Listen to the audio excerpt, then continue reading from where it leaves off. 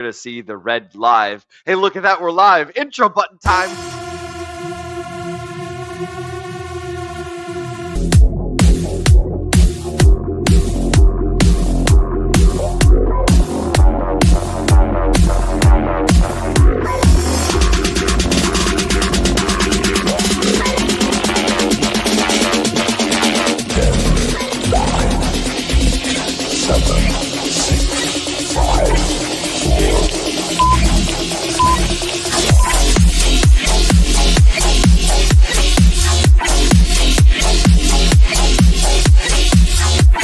That's why it's really important to have a plan and understand what your goals are. In fact, my camel out there is suffering right now with a broken back. So I actually found Pepe when it was only a couple of hours old, and I'm like, oh, this is a funny meme. Oh my god. Yo! Who is this degen? The old man is swing trading over years at a time.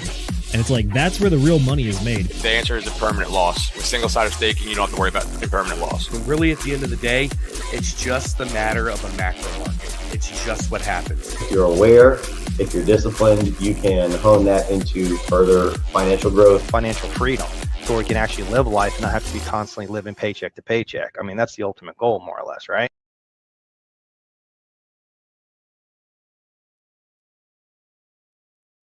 Tracker is all about them ultimate goals. Ladies and gentlemen, boys and girls, crypto degenerates, ducks and squirrels, welcome to episode number 87 of the Degen Roundtables Book Club, where we are covering for the second time Building a Second Brain by Tiago Forte. This book holds a very special place in my life, which is why we are covering it again, and I fucking love it. I've listened to it so many times. I've consumed it. I meant to go to the website and take a real good look through through all of the courses that Tiago offers, but I simply did not do it for X, Y, and Z number of reasons. But enough about me. You guys don't care about me. For those of you guys that don't know me, though, my name is Will Stevenson. I used to be a tower guy that would travel around the States building and knocking over TV towers. But now I'm a dude over in College Station, Texas, who does man on the street interviews. And boy, howdy, is it fucking fun. I'm joined tonight by the creator of the Degen Roundtable Book Club, the one, the only, Mr. Zenith, the digital investor. For those of you guys that don't know who he is the Degen Roundtable's legal and government analyst. Good sir, how are you? What is new? I am doing well. It's good to see you on another beautiful Friday, as always. I don't know about you, but we actually got a little bit of snow over here in New Mexico. So hopefully Texas is staying dry, because otherwise, that whole power grid goes down or something. Oh yeah, bro. It's like nighttime and it's probably 65 degrees outside right now. It is phenomenal. Oh. Like yesterday, I had to take off I had a leather jacket on. I had to take off the leather jacket because it was too hot at night doing interviews and shit. So it was like not going to work. That sounds fantastic. Like if it was 65 for the daily high around here, that would be amazing for us. But I also imagine I'm a little bit higher up than you are. I'm sitting around like 8,000 feet or something. Yeah, you're like a mile up in the air. I'm over here. I'm probably like I think I'm like 200 meters up in the whatever that is in feet, 600 feet, something like that. So fucking A, right. Dude, it's a good night, man. I've got myself some coffee. I've finally got my old skull mug back. I haven't had this thing for, oh man, I don't even know, months and months. I didn't know where it was, and I finally found it, and I've got my proper skull mug. The other one, it just like you couldn't drink out of it because the lip at the top was like this, and so anytime you would go to like take a sip, you'd have to like fight the lip, and then all the coffee does all the pouring, and it was horrible. But so I'm super stoked. I've got my coffee skull mug. What do you got anything fancy schmancy you sipping on tonight? You caffeinating up as well? I have caffeinated already today to get some work done, but I am on the opposite side of the caffeine spectrum for you. This is the New Mexico Standard, just a normal lager.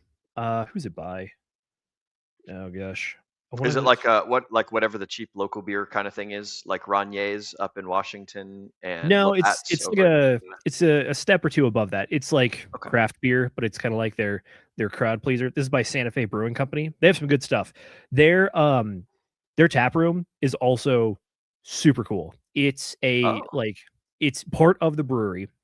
Outside they have like a whole on courtyard with like fire pits and what's the beanbag toss? Cornhole. And then the inside of it is like this big brick building. They actually have 2 levels, and it's a bunch of like rustic wood for all like the architecture, the tables. It feels like very 1920s, 1930s esque. It's a cool place, and they got a lot of good beer. So I like that. Like almost like a flapper. Oh, not going for speakeasy, but Prohibition. going for more of like, I don't know. I guess you could also say like Western flair to it. You know, like those Ooh. like big round yellow light bulbs that they like line a bunch of signs with and stuff. They got a handful of like those features, and that's kind of like the Yeah. vibe they go for. Like It's like incandescent. exactly, yes, Okay. Okay. Wow, that's yeah, cool. good I spot. am currently. I need to turn my frickin'. I've got ChatGPT on dark mode right now, and I do not like it. I'll But ramble for a bit here because I have some very heartbreaking news for oh, all let's hear my it. people Heartbreaking. in or around Santa Fe and Albuquerque. Oh, Bosk Brewing, I believe, went out of business. The consequence of this was that my favorite pizza place that was sponsored by them also went out of business. So now I am down ah. 2 things in one swing, and it is rough. Is that the place where we had pizza when I came to visit you? One of the times. We had It pizza was at my downtown. place, and then I met you at a bar that had burgers. Did I There ever was meet you in Santa Fe? no. Oh, not Santa Fe. No, excuse Oh, me. yeah, This yeah. was in your little town. It was. I remember it was you, myself, and your friend that was on camera earlier. That I don't know if we've said the name of on stream, so I Yeah, won't. yeah. No, you're good. We at a place at your town, and I cannot remember if that's the one that you're talking about. But It if might you're talking be. about Santa Fe, then certainly not. Definitely not then, because it's Santa Mm. Fe. I'll say this. The reason I love that place, A, they have good crust, and B, it's one of the places you can tell that they use like whole milk mozzarella cheese on it, and you can taste it. And it was just, it was so good. Mozzarella. That's a good stuff. Mozzarella. Mozzarella. Buffalo mozzarella. Very nice. Well, excellent. Well, damn, dude. So you're down some pizza places. You are down some craft brewing places. I guess I guess what Tiago would say is if you want to see it, you got to make it. So I guess it's time Zenith goes on the long journey of learning to make alcohol. By the way, on the subject of learning to make alcohol, Done that one one of before. our what's that? I've done that one before. I was going to say, Mr. Slide 180. Also, I know I was pretty sure that you had mentioned it at one point, but I know for a fact that Josh, Mr. Slide 180, you guys being car guys together, it only makes sense that you guys would also be alcohol brewers together. He does the mead stuff, but yeah, dude, like he will occasionally make beer, and then I will buy it from him. But making mead is so much easier and so much less stressful and time consuming and stuff. But speaking of Josh and speaking of cool things, go ahead, finish your thought, and then we're gonna roll on over into chat shoutouts once I find my. I was gonna say I haven't made beer in a hot minute, but the first time I did it, I was still back in the military on a ship, and I got this. I kind of like followed directions for like a kit, and then it ended up making 5 gallons of beer, and I was like, I don't know how much that is. It filled my entire fridge. I invited over the engineering department, and then thankfully those lads helped me crush all of it. And then we also had a few extras. Oh, that's right. You were an officer, you motherfucker. Well, at I'm my just house. thinking, like, what? At the house. I don't live on the ship all the time. Oh, no. It's my experience on military ship is totally different from your experience on military ship. When I lived on the ship, it was ship life for 6 months and like no escape. We're in the Mediterranean Ocean, the Mediterranean Sea, whatever it's like there is, in the Atlantic and the Suez Canal and many other things. But okay, yeah, when you're like your fridge, like what, the fucking officer country, they get fridges in their little berthings, or you guys don't get berthings, you guys get sort of private rooms where you share with like another officer or chief or something. Baby. I shared it with the warrant officer. His name was Benji. He's an absolute stud, and we had a great time. Bro, I was going through so many of my old pictures yesterday. Oh my god, it was so nostalgic and wonderful. For those of you guys in the Telegram, congratulations, you guys got to see some silliness of like me going through old memes from 4chan, and but I was like, I happened to go through a lot of my old military stuff, and I was like, oh shit, there's a fucking 30-foot Christmas tree that I put up in the barracks when I was the OOD one night, and it's just like, dang, let's go. I was OOD on Christmas, and I went and chopped down one of the pine trees on base, and I was like, I'm putting this up in the barracks. No one can stop me. I have the gun, and I am the representative of the battalion commander. So I am the OD. You dare defy me? I'm driving around in the fucking duty truck with this big ass fucking pine tree strapped to the top of it that's longer than the fucking truck itself. Bro, I was a hooligan. I was a fucking hooligan in the Marine Corps. Anyways, enough about me, enough about you, and about brewing beer and having fun and good times. It's time for us to talk about the very awesome and important folks at home. It's time for the chat motherfucking shoutouts. Let's go ahead and hop on into the chats and see who's hanging out with us on this fine and fantastic what is it, Friday evening. Yes, there we go. We do have 3 of you all, by the way. We have Mr. Moonpilled Rational Optics rolling on in here. Great suggestion for tonight. Yes, shout out to you, Mr. Moonpilled Rational Optics.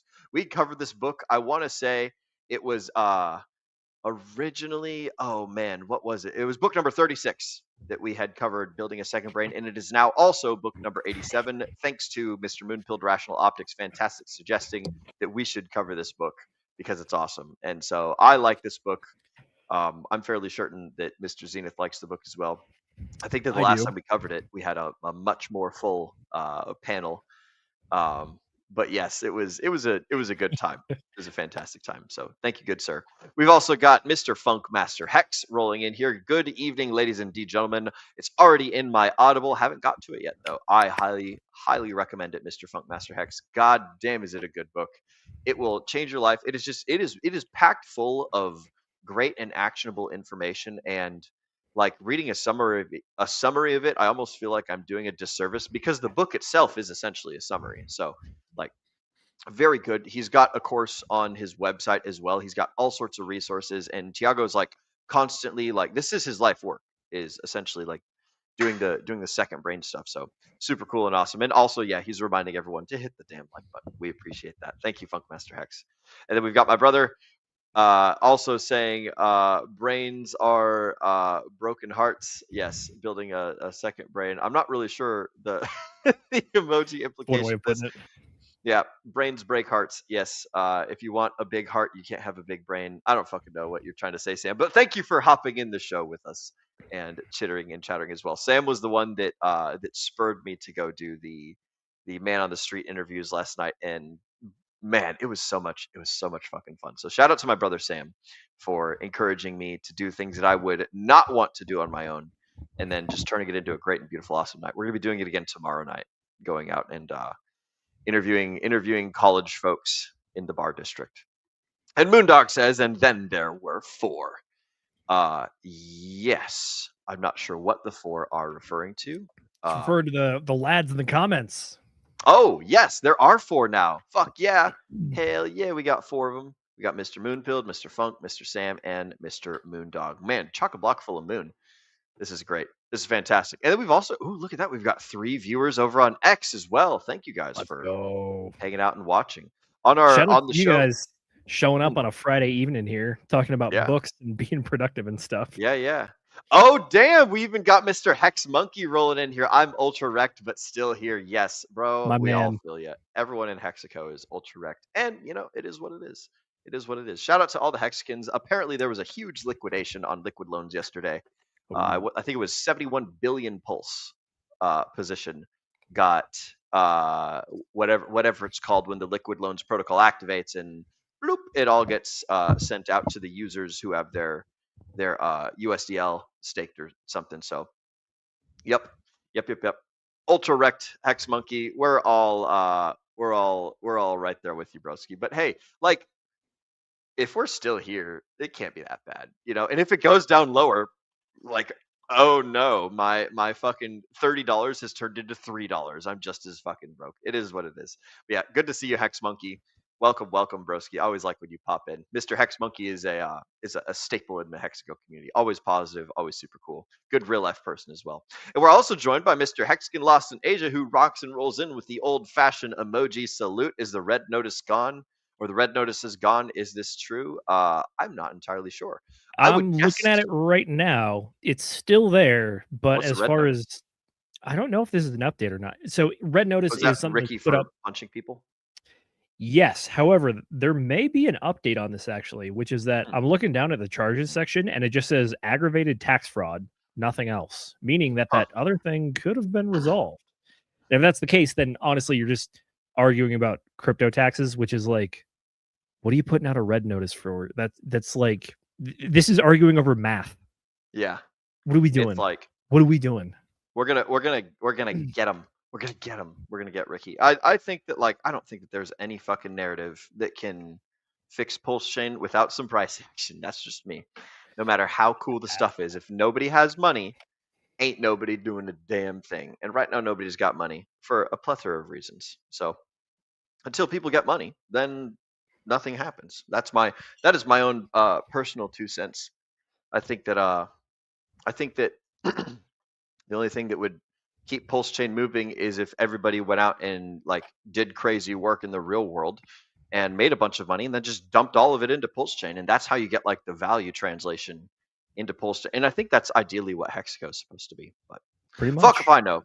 What do I know? What I do know is I have not covered the synopsis of this book that we haven't really spoken about for the last 15 minutes. So I will go ahead and get on into that. So for those of you guys who have not read Building a Second Brain by Tiago Forte, it's a fantastic book. And again, I highly, highly recommend that you read it.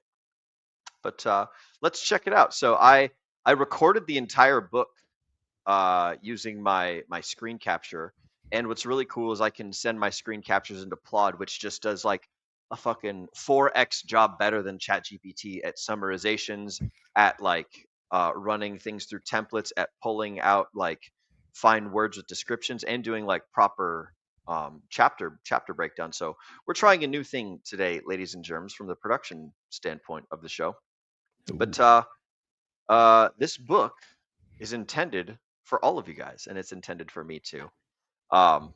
So I think that everyone could benefit from it. So Building a Second Brain by Tiago Forte presents a practical system for personal knowledge management, PKM, that helps us capture, organize, distill, and express information to enhance creativity, productivity, and decision making. This book argues that our minds are not for having ideas, or are for having ideas, not for holding them, and that offloading notes, references, and insights into a trusted second or digital second brain will reduce the stress and will turn the information overload that you normally experience into meaningful outcomes. Drawing on historical traditions of commonplace books, modern frameworks like Para and Code, which we'll get into later, and case studies from creative practice, this book shows how to build a tool agnostic, action oriented knowledge system that compounds value over time and supports a calmer, more intentional life. So, the concepts and the main points of the book, and I'm fairly certain that these are actually the chapters, because if there's 10 of them, or there's 11 of them, okay. It's pretty damn close to the chapter setup, but let me go ahead and I'm going to switch over to my other fancy schmancy So we've got three essential parts of the book, right? So part one is the foundation. This is all about what's understanding what's possible. We've got chapter one, which is the promise of a second brain. Chapter two, the modern imperative for a second brain. Chapter three, how the second brain works and the four superpowers. Part two is the method. This is the 4 steps of the code process. So we've got capture, organize, distill, and express. So whenever you're taking notes and you're storing it in the second brain, capturing is the first thing that you do. It's like, oh shit, I have the idea in the shower. So I write it down on my little doodle pad and I stick that against the wall, right? And then you're done with it. You don't do anything else with it from there. You go along about your day, la-di-da-di-da. Organize is when you're like, okay, I've got all my notes for today. So I walk around to all the different parts of my house. I grab all the sticky notes off the wall. I go into my phone and I check my recent screenshots. I check like all of the like little bookmarks that I've saved in my Audible, and I spend like an hour a day, or however much time you determine to be necessary. You spend about an hour a day, or some unit of time, taking all these things that you've captured, and you're like, okay, now it's time to put these in their correct little homes, right? And that's where the para system comes into play, and I'll get to that here in a minute. We'll continue on with code for now. After organizing is distilling, this is where you take all of your organized notes and you like launch into one of the folders when it's time for you to like start a project. Let's say that like your idea in the shower was like, oh shit, I should sell my grilled cheeses for $4.20 because it's a funny number. And you just write that down. And after you capture it and then you organize it, it goes into your grilled cheese business folder. And then when it's time to like distill it, it's like, okay, you know what? It's fucking time that I launch this grilled cheese business. Let me see what's all in my grilled cheese business folder. And you go into your grilled cheese business folder and you're like, oh, this is useful. That's useful. This may be later.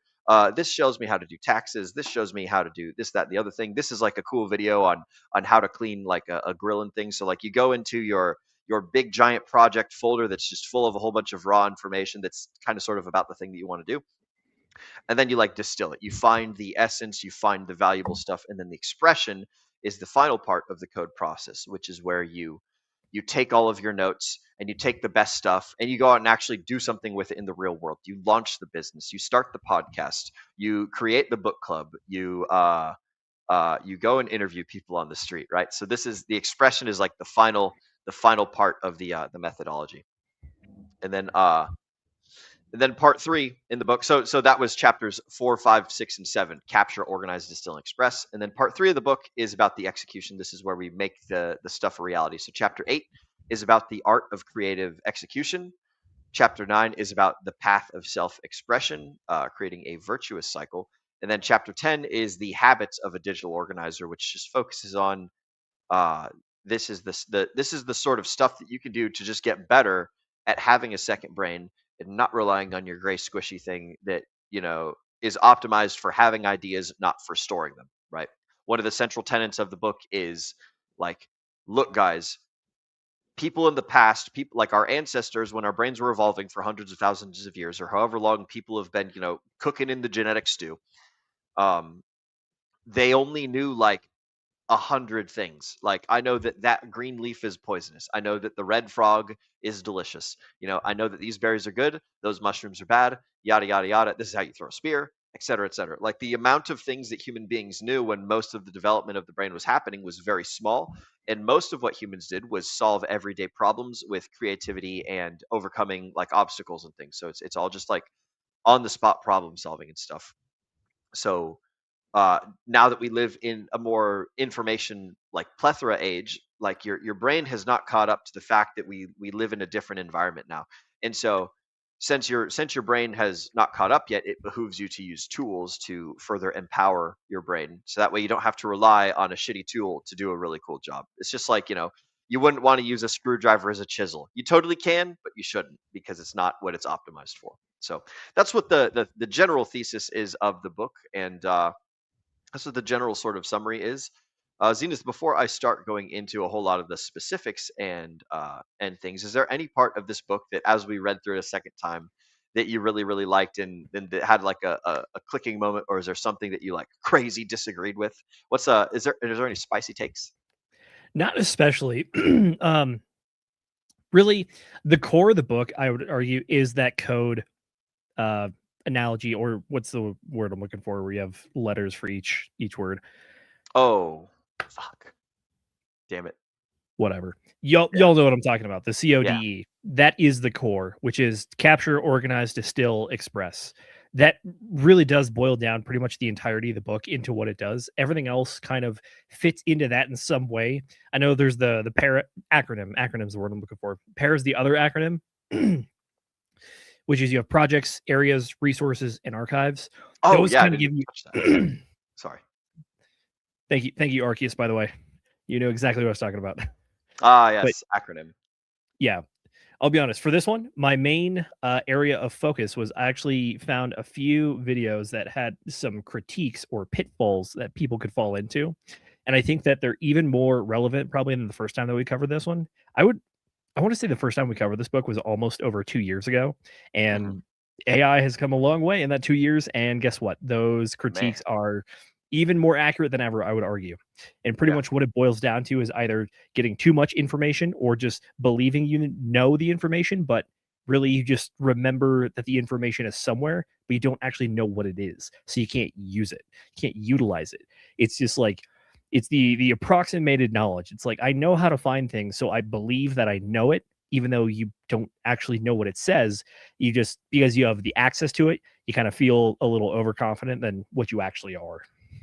Yeah, and so what I would say for that is it's similar to like how Ricky describes Google Foo in SciVive is like, the ability to find the information, understanding that you have the access to it. Now, something like a very important consideration, which is I think where you were going with this, is like if you don't know it yourself and you lose access to the tool, whatever it might be, like let's say, because Google will change things. They will change their search results based on who pays them more. They will change what websites they cover. They will change what they show on the front page, what they don't. Like this has been, this is well documented and understood by everybody. Is like the things on the internet don't always stay on the internet, despite the Wayback Machine being a super cool and awesome tool. Um, if you link things to a system that is constantly changing and adapting, like your system might be left without you. Like if I stop paying for my subscription to ChatGPT, then all of my work, all of the profile that I built in there, all of the DGen Roundtable stuff, all of the show creation, all the notes, everything will, Sam Altman will still have it, but I won't. So like your tools can leave if you don't have them. If the calculator breaks, can you still run the Pythagoras theorem, calculations inside your head? So is that where you were sort of kind of going with this? A little bit, yeah. But one of the interesting things is that this book can only exist like post 2000, like before computers, before all this stuff was readily available. It would take so much more time to do what they're talking about in this one. And I think the real life proof of that is that instead of building a second brain that everyone can use, as the book is arguing, like throughout history, we've seen people like use second brains and thirds and fourths. Literally, they're called secretaries and assistants. Those are the people that help someone remember the thing that they're looking for. Or you could even extrapolate it further and be like, that's why we have experts in certain fields, because you know that you don't know a thing, but you might be the head of an organization and you specifically hire those people who know these things so that you have access to them immediately, that kind of stuff. Yeah, I mean that's a great point. You literally just buy more brain power. Brain power has gotten drastically cheaper over the years as well, especially since the computers came out.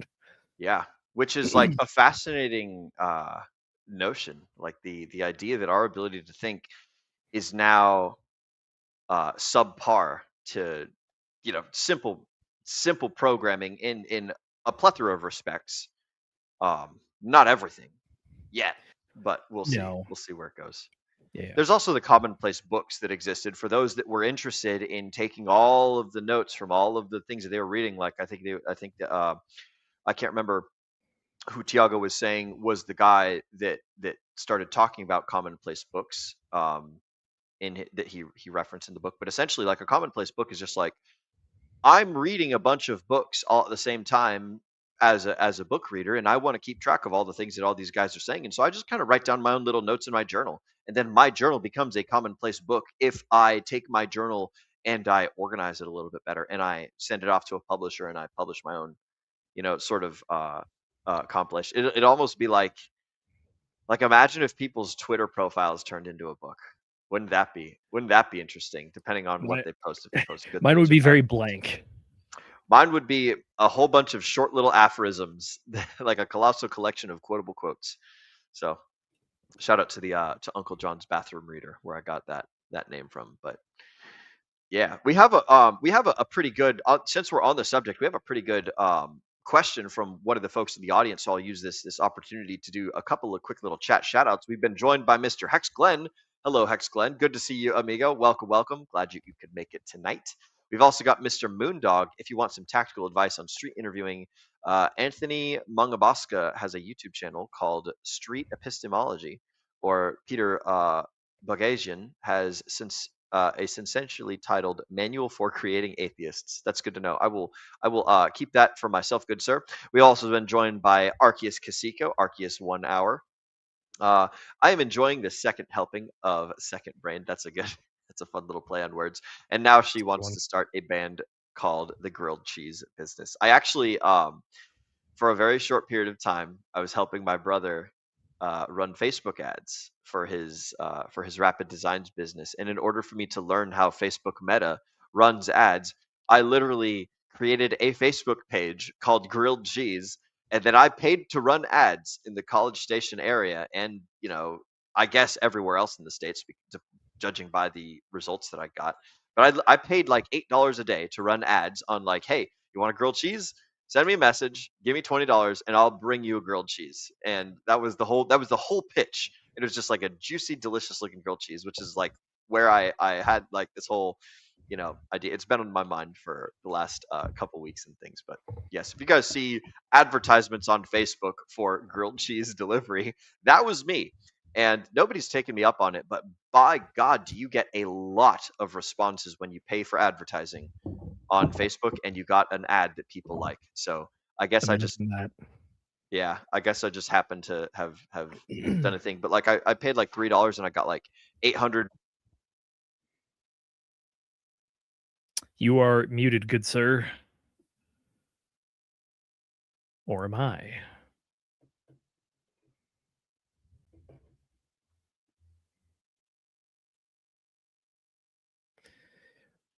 Will, I think you're muted, big guy.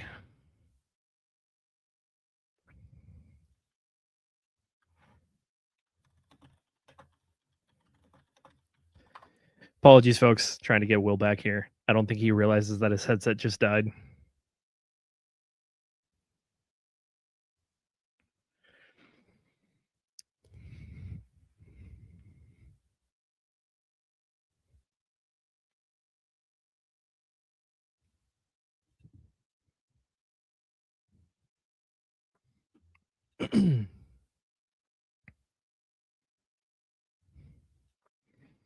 Will, can you hear me?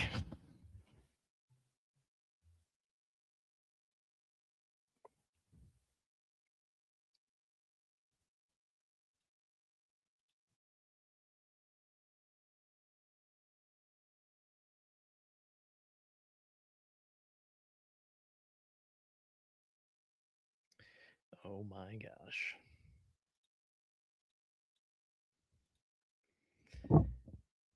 All right. Pardon the interruption. Will, are you back, good sir?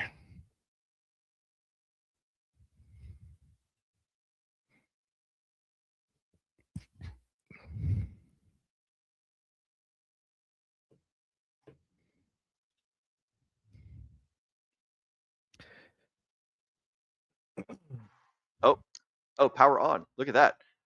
My headset turned off. Wow, that was weird. Where did I cut out? About a minute ago. Oh, okay. Yeah. I was like, what the fuck's going on? I had to stop the dog from going and chewing up things in the garbage and stuff. Windows Media encountered problem while playing the file. All right, cool. Sweet. So, what I was saying is I was reading out loud Mr. Moondog's question. What AI tools have y'all found helpful in your second brain journey, and what do you wish existed? So, yeah, I've been silenced by the tech. Oh, that's funny. I thought the mama dog was chewing up the internet router. Anyways, Zenith, do you have any AI tools that you use for your second brain? What are some? Is there anything you can share with the folks at home?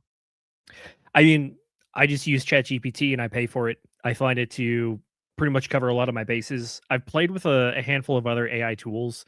I found that Grok is a little bit better for things that are data related, but GPT will give me the same, if not better, and it also helps produce images and stuff, and code, which is also very helpful, by the way. So as far as building the second brain, Telegram is a pretty good resource for what we've been doing with it, especially with book club. Pretty much the basis for what you need for a second brain is you just need the ability to search it and search by specific words. And like Google, you can ask it questions. It's going to feed you specific results that it wants you to feed you. It's not going to feed you what you're looking for. At the same time, though, I mean, like the search engines are search engines. They will help you find what you're looking for if you know how to navigate them. But as far as just building up the database of stuff that like I have encountered and things that I know, Telegram, especially our book club Telegram, that's a very good one for us. And then also I have like pretty much most, if not all of the books that we cover, I also buy in paperback as well. And then I usually like thumb through them for the good sections I remember. And then also just having them on the shelf reminds me of all the different things that like we have covered. And it just jogs my memory about like everything that's going on. So whether it's the book club stuff, my old engineering textbooks, any of the interesting books I've read along the way, I know I've got a bunch of the Halo books over there. They remind me of the cool moments and stuff from that. So yeah, I mean, I'm not super deep on this whole like building a second brain thing. I'm pretty base level at work. Honestly, just if you use Outlook, if you tag your emails correctly, Outlook is a very powerful second brain because you can very quickly go look up the exact thing you're looking for and reference old emails, conversations, whatever it is. I'm quite fond of the Plod program. Plod is probably one of my favorite AI tools that I use the most, in addition to AI. As a matter of fact, I can pull it up if that would be helpful. You guys might. Plot This is the is one that records conversation and then summarizes it, right? Yes, but you can create the summarization templates that will choose how it does the summarization. So you can basically create a fuck ton of different templates. Like I have 2 templates so far for this one book. I have a summarizing DGen Roundtable Book Club template, and then I also have a make me an ebook out of this thing. So I can take any YouTube um, file, turn it into an MP3, and then upload it into Plod, and then Plod will make me an ebook on what is the substance of this like YouTube video. And so like it cuts out the fluff, it turns things into a structured organization of like start to finish, this is how you learn about X, Y, and Z topic. It breaks it down into chapters. It has annotated bibliography. It has bibliography at the very end, like, definitions and cool things.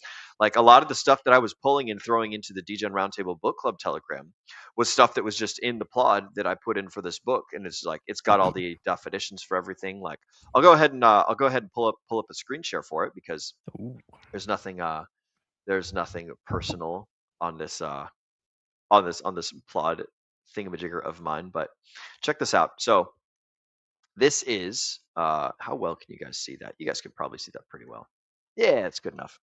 So like this is how Plod works. Over here we've got all of the different files. Like this is a call that I had with my buddy Will. This is a bunch of the Brandon Joe Williams classes that he does. Like I turn these all into ebooks, and then that helps me break through them. This is this one right here is, I'm going to go ahead and throw this over to the side so that I can see both the screen share and what you guys see at the same time. So this is like you can jump through different like templates on how to look through the same thing. And if we really wanted to, we could go straight to the transcript, which is like these are all the words that are spoken throughout the entire book. So because I screen record while the book is playing, I just take that screen recording, which is all the information of the book. It's just a book MP3. And then I throw it into the AI, and then the AI does a summarization. And then over here, like we could just look all through the little table of context. Like if we go down to the action items and next steps, it says like, hey, check it out. If you were going to read this book and you wanted a list of action items to perform as a result of reading it, then like the first thing to do is like choose and standardize a notes platform by today or by next week, and enable cloud sync and voice capture in mobile, and then pick a common note template and like establish a weekly ritual. 10-minute pre-agendas, all sorts of cool things. So there's all sorts of nifty stuff here in the Plod tool, and you can use this for like if you record conversations with people and they give you permission, like, hey, this call may be recorded or whatever the hell. If people agree to that, and then you're like, hey, can I take notes on the stuff that we're talking about? Then you can throw it into like like this is a YouTube video. It's just, and it sometimes it mislabels things, but this is a meme about like an Adult Swim video talking about too many cooks to make a stew, and it's just it's super repetitive and silly, and it summarizes it for you and does a whole bunch of crazy cool things. So this is my personal favorite AI tool. And then obviously, ChatGPT is very useful for making images and for creating like flowcharts and things like that. I think that that's probably one of ChatGPT's better use cases, but super cool and awesome. I like it a lot. This one's probably Oh, this is a summary of the or I haven't made the summary yet. Excuse me. So like here, we'll go through the summary making process, right? So this is two ladies talking. These are the two chicks that have recently come across Pulse Chain that MVS Crypto has been talking to, and this is a YouTube video that I took the link from, turned it into an MP3 file. It's 2 hours and 17 minutes long. So what you do here is you just let me turn off this banner so you guys can see what's going on. Bam. So you go down to generate. We click on generate, and then it pops up another little window, and it's like, okay, what do you want to do for generating? So right now I have the book club template selected. So if it would take their conversation and presume that it's a book, and it would turn it into a DGen Roundtable book club style presentation for me. So I'll just go ahead and generate that, and then while we're doing the show, it'll be doing its thing. So, anyways, all that to say, Mr. Moondog, that's probably my favorite tool is this Plod tool right here for recording conversations and summarizing. And another one that I haven't quite yet started using yet is Otter AI, which does real-time live transcribing. So like as you're talking, it will be writing down the things for you, like what's going on. And I don't know if it does real-time summarization as well as transcribing, but if it did, that would be super duper useful if you're like interviewing someone and you want to be like, hey, we covered this topic a little bit ago. Can you show me the mind map of like the stuff that we were discussing? So like this is what a mind map looks like. You have your big topic, it breaks it down into sections, and then those sections get subsections, and like whoa, that's a lot. So like this is just like a simple breakdown of what could be possible with some of these AI tools. But anyways, I've talked long enough about this. If the folks in the audience have any ideas or any AI tools that you guys use, I would be happy to explore them and talk about it a little bit further. But I think that we covered this one pretty up. Any final thoughts, Z? Moondog has a bit of a critique for me here. He says that my answer sounded like it tilts more towards using the kitchen pantry division of a second brain, aka storage. But what about the rest of the kitchen? Look, you're free to do as you please. Is that a fair critique? Yes. I like to think that I have been blessed with a rather decent memory, and I can hold on to things pretty well. But it's something that Tiago actually talks about in the book. A few of the quotes that I pulled, one was, your mind is for having ideas, not holding them. So for me, I try to think that like the rest of the kitchen, like I am the rest of the kitchen. Like that's what I'm here for. If I am not, it seems to me that there's really only two aspects of this. You can either store the information or you can either synthesize it. I know this is a bit of an unpopular opinion I had a few book clubs ago with you, Moondog, which is that like genuinely unique and creative ideas are very far and few between, but the people that are able to get there can do that.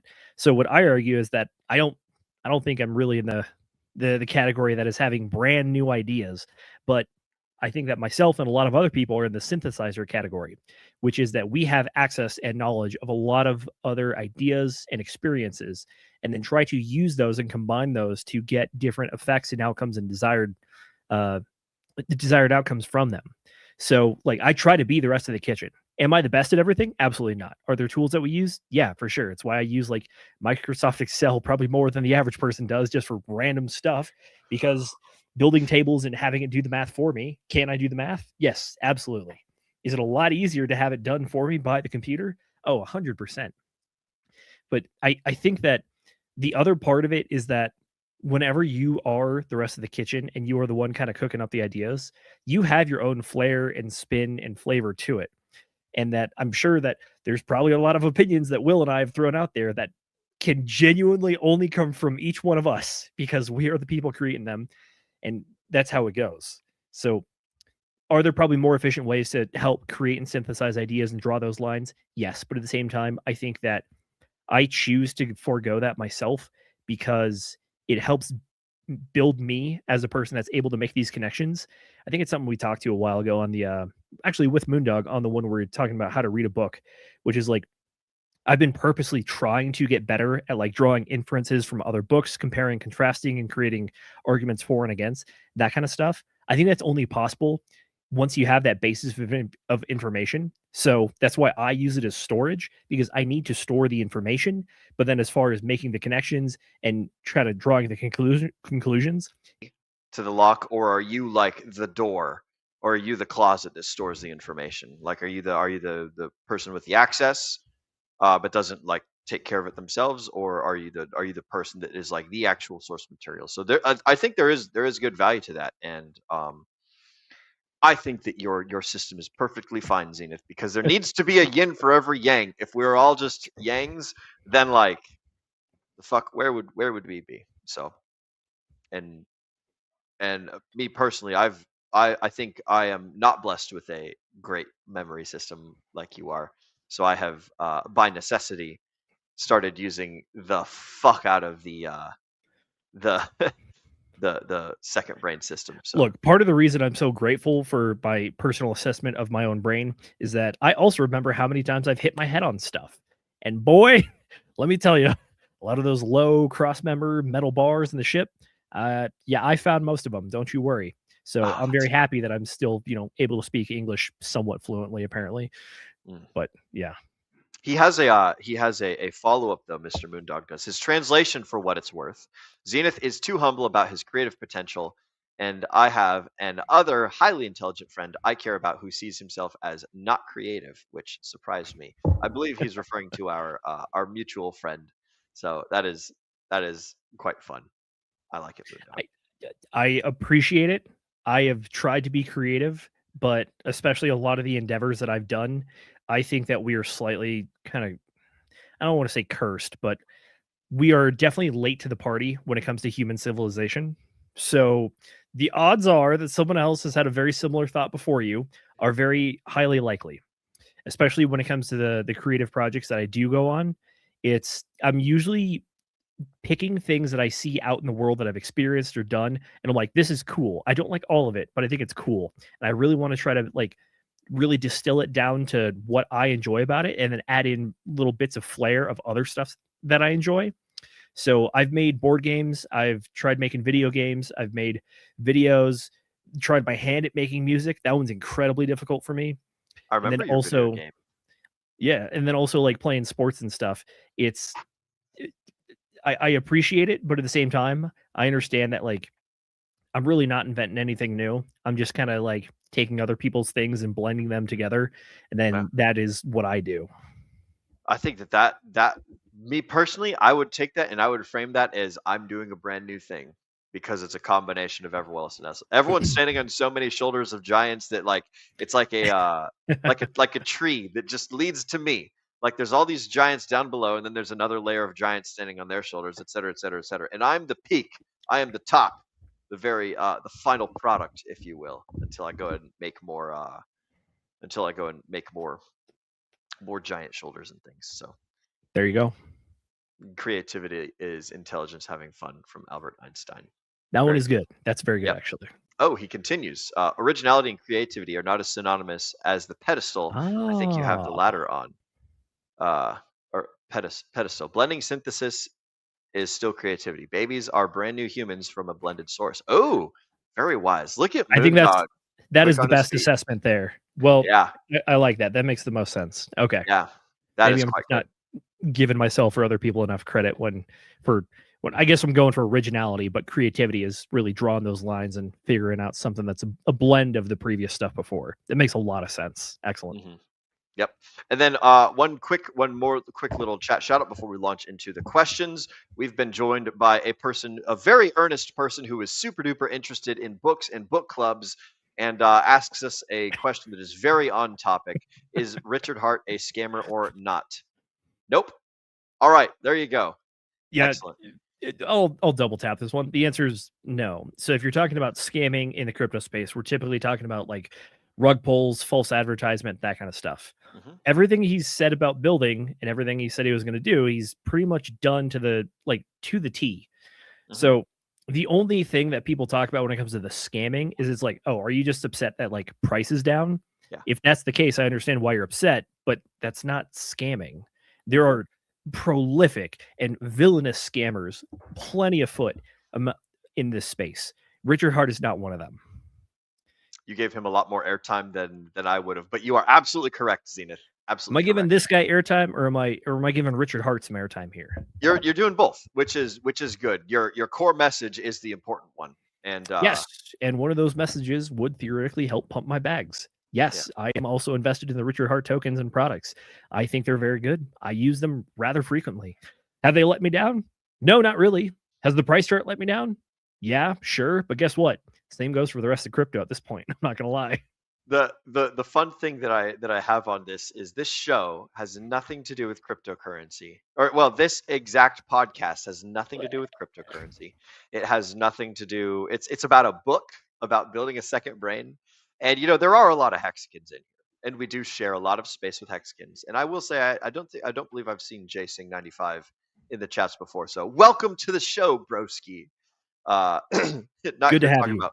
Yes. Good to have you. Yes, and we appreciate Sorry, that may have come off a little hot, but just throwing it out there, like this is the common thing that we're all been trying to fight. We fight it when we can. But as far as the people, look, if you want to hang out, you want to chat, you want to have ideas, we're down for that all day long. Let's go. Yes. And in addition to chatting and hanging out, I was very uncalibrated earlier, and I was fucking railing on someone in the wrong chat, thinking that it was the book club chat. And I'm like, bro, I'm about to kick you out of this chat room if you don't stop talking about Pulse Chain while I'm trying to write notes on on building a second brain. And it turns out it was the Meeting Hexagons chat that I had created. So I was like, oh fuck, I am sorry, bro. I've done a terrible thing here. You are totally right. Keep talking, good sir. All credit to you. And so shout out to I can't remember what his name was, but if you happen to be here right now, broski, I am very sorry for that. And I do like to keep whatever is happening on topic and on the subject. And like if somebody were to run up to my ship while I'm trying to take it to a destination, be like, we're gonna turn to the left now and we're gonna go look at those dolphins. I'd be like, no, we're gonna keep going back in the direction we were. So like we appreciate all the hexagons and we appreciate you guys coming and hanging out. And we also appreciate folks keeping conversations on like the topic of the thing that we are discussing. So thank you, broski. Glad that you're here with us and glad that you're learning about your second brain and also learning something about Richard Hart's ability to scam. So much love to you, broski. Right back fucking at you. Let's go. Welcome. We love you. All right.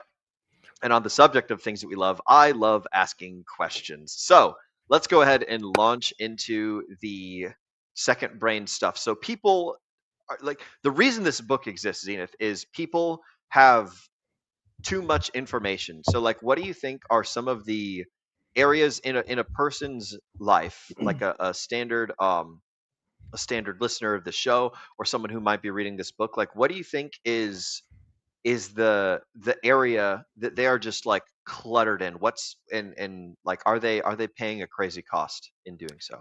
My bit of a non-answer to you is actually going to be everything. I think that the other kind of half of the premise you laid out there is that we have never had access to so much information. We've never been bombarded by so much information on a daily basis. But at the same time, technology advances, the biology does not. We are still limited by our own hardware effectively. There is tons of information that just as part of you growing up in this day and age, your brain has learned to like see it, maybe feel good about it, and then immediately discard it. So when we have so much information, it really comes down to kind of making a bit of a judgment call on like, what do you care about? What is actually interesting or could potentially be interesting to you? And then also another judgment call of like, is this true? Does this matter? Is it useful? There's a ton of decision points that have come up with all the different stuff you see. You brought up the original analogy there of like back caveman times. It was like the access to information was like things that I have learned and me asking what other people have learned. And then there's also a layer of like, is that accurate? And are they willing to share it with me? We are now in the complete inverse of that, which is that like anyone and everyone is throwing as much information to you as possible. And I would argue on a like the average person, especially in the first world, if you will, we consume information for entertainment. Like that's what doom scrolling is. That's what mental watching masturbation, YouTube is. bro. The perfect description. I don't even know if mental masturbation is the key term there, because that term definitely comes about when like you go hard on a subject and you're like really researching it and you kind of have it intent of like putting it to use, but you never really do. that's the one that a lot of these books do call us out on, which is like, stop reading these books and start doing. But what I'm referring to is like there is so much information that comes at you so fast, because like on any given day you might wake up, look at your Twitter feed, read a newspaper if you're old school. There can be anything and everything in that Twitter feed or that newspaper. From there, you're probably going to go to your day job, which includes very technical and specific information to what you're doing. Then from there, you might, I don't know, run an errand while you're taking a lunch or something, go talk to a mechanic. And that's a whole world of information about like vehicles and everything that goes on with them that you may or may not know about. And then you come home and you watch entertainment. If you watch things that are related to current topics, that again could be anything and everything. It's just so much that I understand why people feel that it's so hard to grasp. And then even when you go to sleep and wake up, guess what? Your brain is still thinking of ideas. You get those dreams, you get those ideas, the shower thoughts, all that kind of stuff. So for me, what this book really, really does is try to help you. Like if you want to capture it, you can. It's just going to take dedicated effort. And it's going to take dedicated effort besides just collecting everything. Because one of the critiques of the book that I found was that if you try to capture everything, you're just going to end up being a digital hoarder. So if you ever saw the Hoarders TV show where you find the person's double wide trailer and it's just like stacked to the brim with just random stuff and newspapers piled to the ceiling, it's like, okay, that's kind of what we're doing with our brains if we try to capture all the information on a daily basis. And it gets really rough to do that. So like, can you try to capture everything? Yes. The rest of this book does really help you figure out how to organize it, distill it, and express it. Basically, look at all the stuff you have, figure out what's important, what's not, and then actually like look even closer at it and be like, okay, there's the idea. Got it. Let's put that in the important file. Yep. And then once it's in the important file, then like you periodically go to that important file and be like, okay, this is money.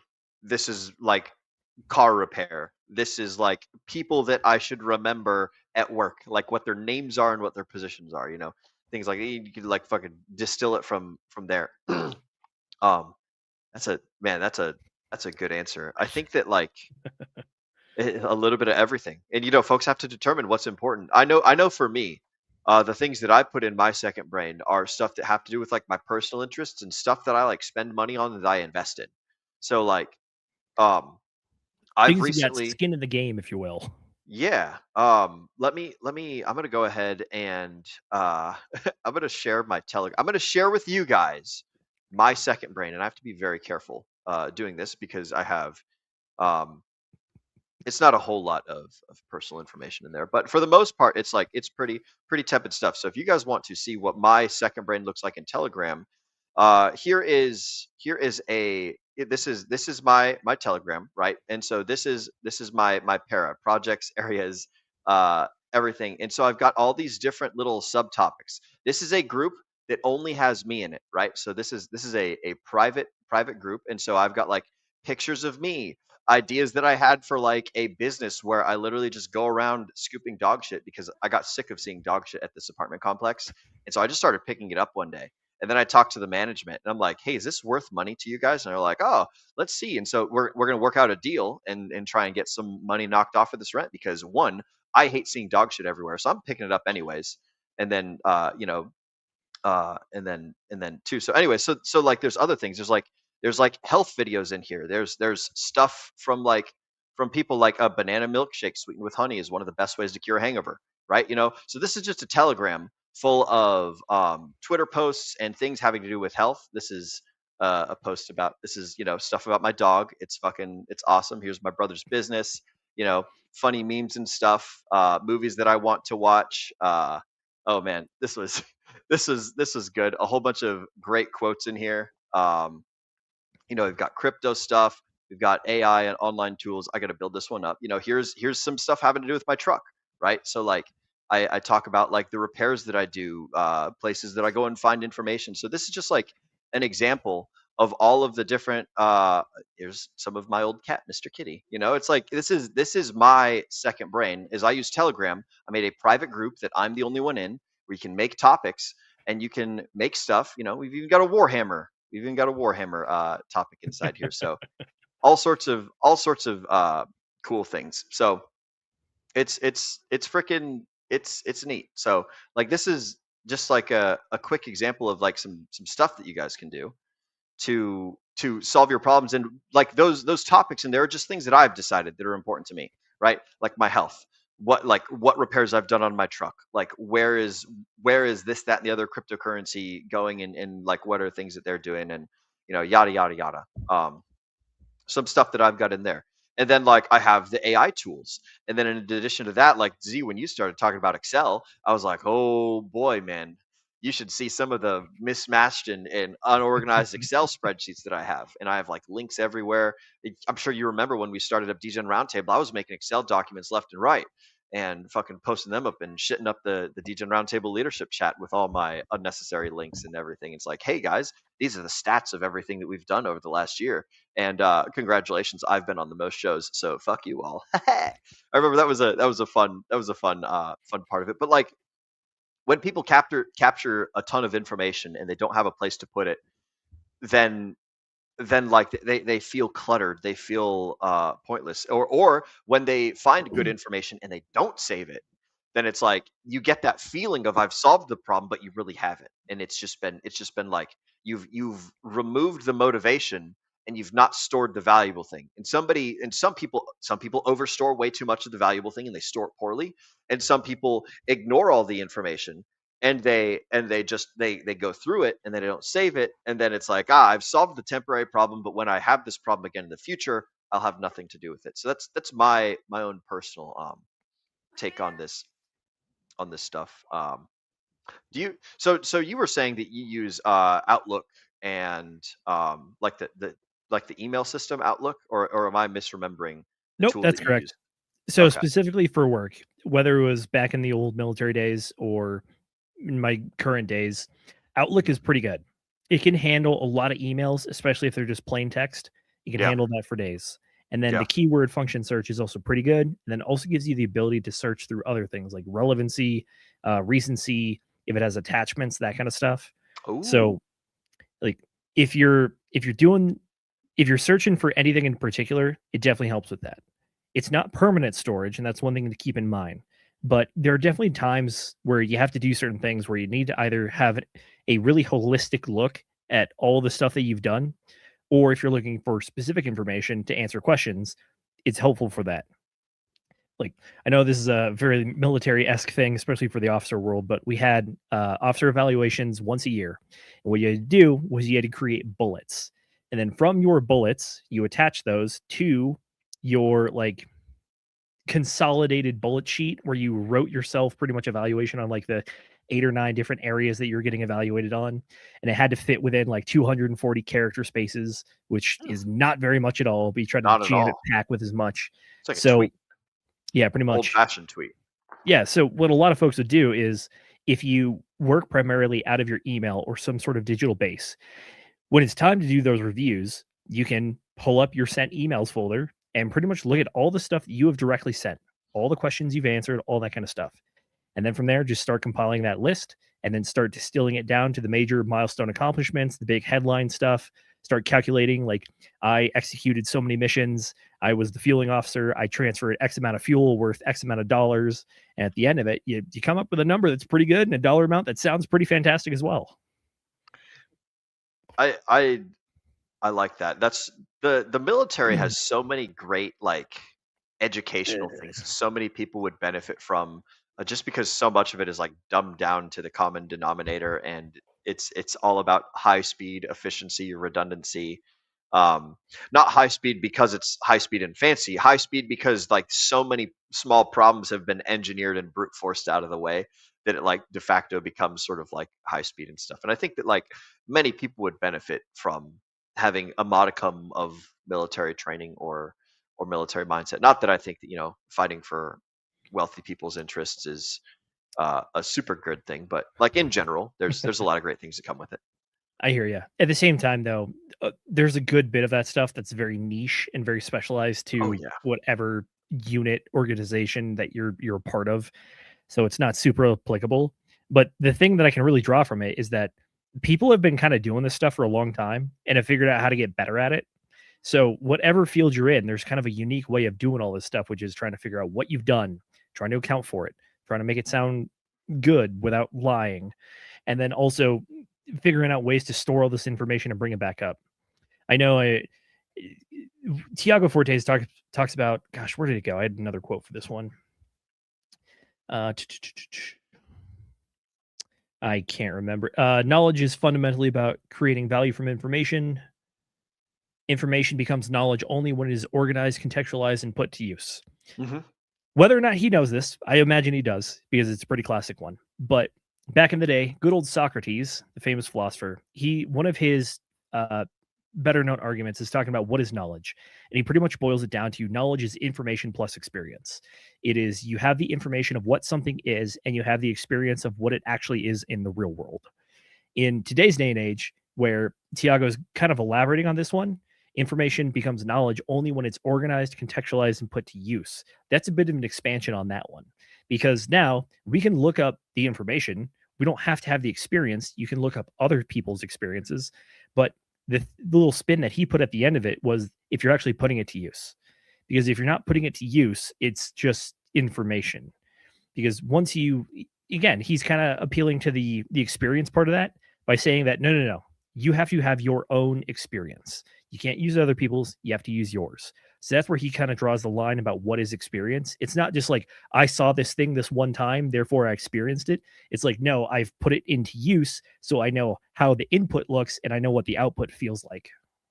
Yeah, I think that's like there's a value system that's like correlated with a person's personal experience. Like if I go and do the work and I gain the lesson through like the brute force and the suffering and the time and the sweat equity and everything, then like the lesson is going to stick with me a whole lot stronger and a whole lot more valuably than if I just take that lesson and I spin up a class and then I teach the lesson to the class. Absolutely. Like they're not going to have the same value structure. Is that kind of sort of where you were going? I think that's a bit of an iteration beyond that as well, which is like which lessons really stick the most to you. It's the ones that you actually had to put something in for, whether it's monetary, physical, time, emotional, whatever it is. Mm-hmm. When you put skin in the game, you kind of get like this sunk cost fallacy going on, which is like, I spent X amount of time, effort, emotions, money on this thing. Therefore, I'm going to remember what this cost me, so I'll better remember what the outcome of it was. Mm-hmm.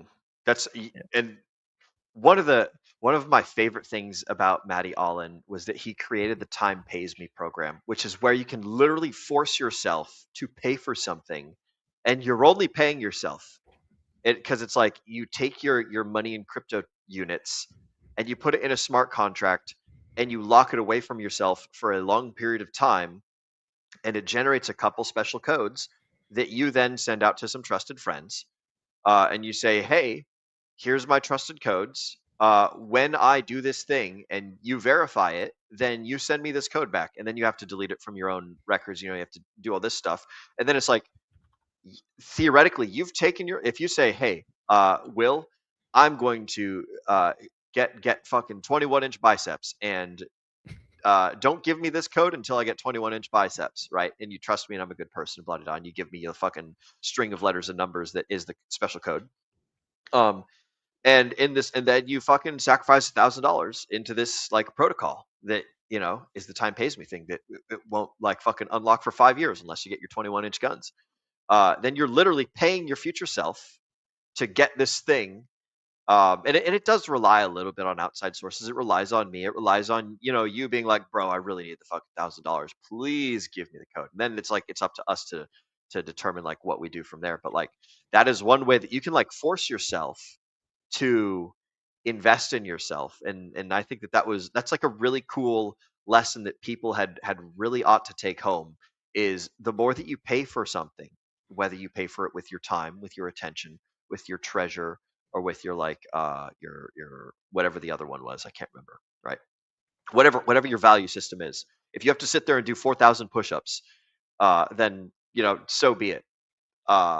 But like you can pay yourself using like this cool tool that Matty Allen created, and it's like it's a very interesting concept. So you do have to be careful, obviously. If you're using dollars, then like you got to factor in like you're losing 8% per year on inflation. So 8%. So maybe do it with Bitcoin or Ethereum or something. I don't know. I'm fucking.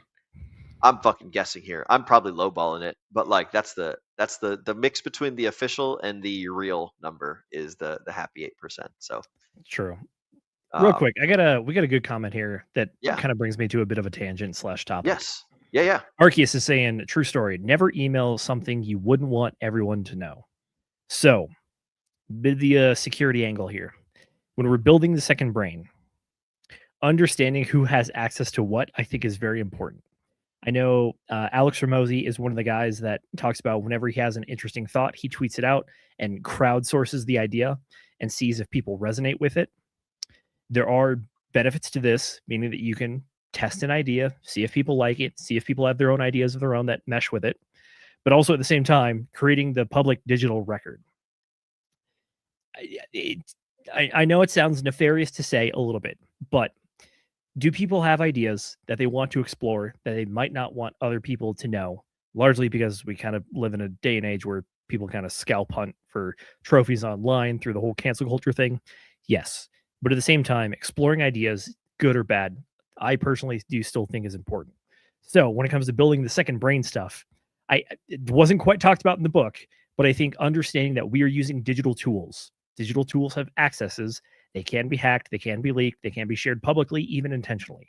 There's pros and cons to all of it, and I think that it's a very important thing to balance out. It's why even outside of like the digital second brain stuff, there are things that you talk about with your close friends, and there are things that you would only talk about in a professional setting.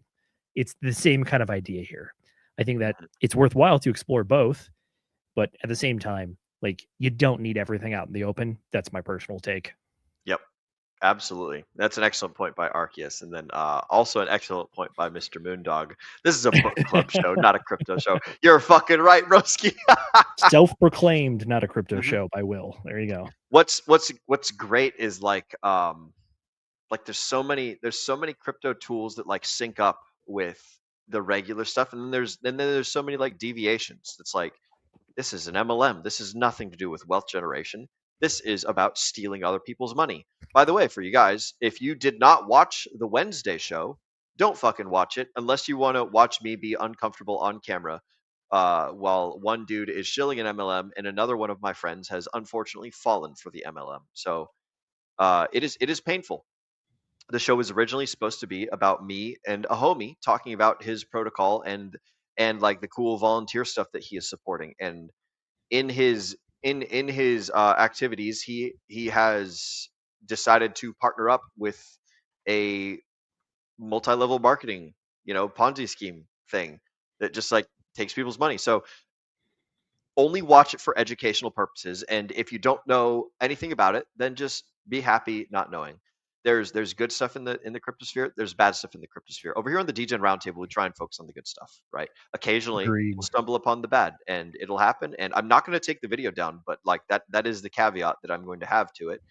And yeah, I don't think that it was a I think that it was a great learning experience for those who were watching live. And there was so many people in the chats that I was super proud of. They're like, this is a Ponzi. What the fuck is this guy talking about?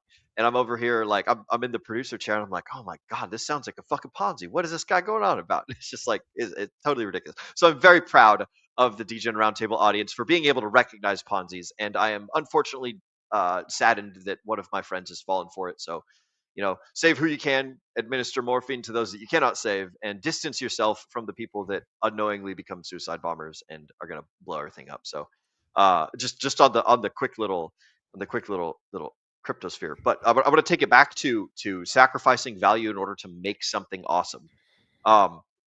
This is kind of what happens in boot camp. This is kind of what happens when you get hazed to join a frat. This is kind of what happens when like you start off at a new job and the old guys pick on you. It's like it's part of the process of paying a harder price to learn something and to be more appreciative of something. Think about how fondly you remember all your shit stories from like when you were in. Think about like all the cool memories and the feeling of brotherhood that is had between dudes that like haze each other, not to the point of like catastrophic injury, but just like to increase suffering, which offsets the scale and creates value on the other side. So the more suffering there is over here, the more perceived value there will be over on the other side if you stick with it. Now, if you decide that the thing is not valuable, then you will doubly dislike it and move on to better things, hopefully. But if Perceived there's something value. in, yeah, Perceived is the perceived big value. keyword there. Yeah. Yeah. Oh, I thought well, I can keep going. I don't want to interrupt you too much there. I think that information also falls into the same thing, which is whether you watch the spy movies or whatnot, if you make the adversary work for certain information, they feel like it's better, even if it's completely bunk in the first place. Oh, but yeah. even outside of the old James Bond world there, understanding that just because you're working for information doesn't make it valuable. The information is only good as it actually is, or as it's actually useful to you. Mm-hmm. You have Yeah. to measure the outcome, not the input. It's like doesn't matter how many ditches you dig if you were not supposed to dig ditches, and it doesn't matter if you dig if you are supposed to dig ditches. It doesn't matter if you dig them with a shovel or with a backhoe. You'll appreciate each ditch more if you dig it with a shovel. If you want to have personal value for all the ditches, then dig it with a shovel. If you want to get it done quickly, use the backhoe. So it's like yes, I tilled that entire farm by hand, so I love this farm, as opposed to like, oh yeah, I ran the combine over it and it's pretty neat, and I'm going to sell it when it's in profit. So there's all sorts of considerations there, but the end point that I wanted to get to is like, if you guys want to value something more, then you can deliberately invest things that are important to you into that thing. If you want your relationship with someone to be better, then you can deliberately like speak to them more, listen to them more, um, understand the things that they're trying to say. You can hang out with them. You can basically like find the things that they like and then do those things, and thereby increase the bond. Like I like hanging out with Zenith, so I hang out with Zenith every Friday and most Sundays. So it's like the bond between the two of us and between me and Zenith and you guys at home, right? Like, it gets stronger every time we hang out. The more that we invest, the more that we like it. The more we like it, the more we continue to invest. And so you can deliberately sacrifice things in order to make something more valuable. It's like, you know what? I'm going to lose like a part of myself to this thing, so that way I decide that this thing is cooler. So there he goes. And then we've got another point here from Mr. Moondog. Actually, Will, He three hit you. things you mentioned. Boot Hit you camp, with the glasses getting pushed up and the actually. Boot camp, military, and guy hazing. Those are all reliability tests or shit tests in red pill jargon. Appreciation is outcome of sunk cost fallacy. Yeah, yeah. Like that. That is a much better said version of the thing that I said. And reliability tests are very important in all of those circumstances, also in like mafias and in gangs. It's like, you got to kill somebody before you join our MS-13 club, our boys club over here. And it's like, is this guy willing to commit like heinous crimes to prove that he likes our boys club, our motorcycle gang, or whatever the hell? So well said, Mr. Moondog. Well said. But back to the book. We were talking about how most people could benefit and things. We're going to move into the para system and the code system. Now, I didn't cover para very thoroughly, so I'm gonna go ahead and cover it now. Before I get too far into it, Zenith, I'll ask you your thoughts on it, and then we'll delve into some questions for you and the folks at home. But just sounds good. a quick reiteration of what is para. Para, P-A-R-A, is acronym is an acronym. Thank you, Arceus.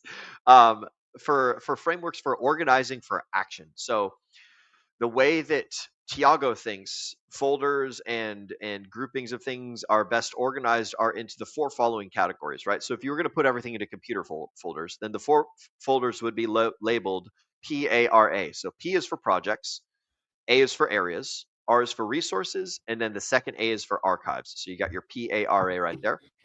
And they're also listed in order of like priority of what is the most actionable thing for you right now.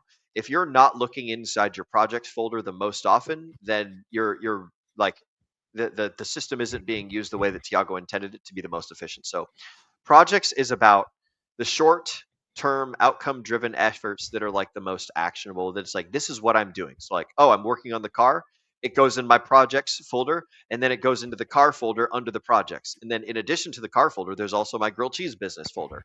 And then there's my DGen Roundtable weekly stream folder. And in that one, we've got, we've got the book club, we've got the Sunday news, and we've got the Whiskey Wednesday. And we put things inside those as is appropriate. But the projects folder holds all of these things. And anytime like I get a book suggestion, it's like, oh, I'm going to throw that in the DGen Roundtable book club folder, which is underneath projects. So so projects is like the place that you want to put most of the actionable information that's going to be useful for something that you are doing or planning on doing, or that you think you might do eventually one day. His example in the book was there's a lady who made like who just wrote a shit ton of really awesome dances, and she's like one of the most prolific dance choreographers that exists. So for those of you guys who haven't read this book and you're interested in dance stuff, like this might be a really fun part of the book for you.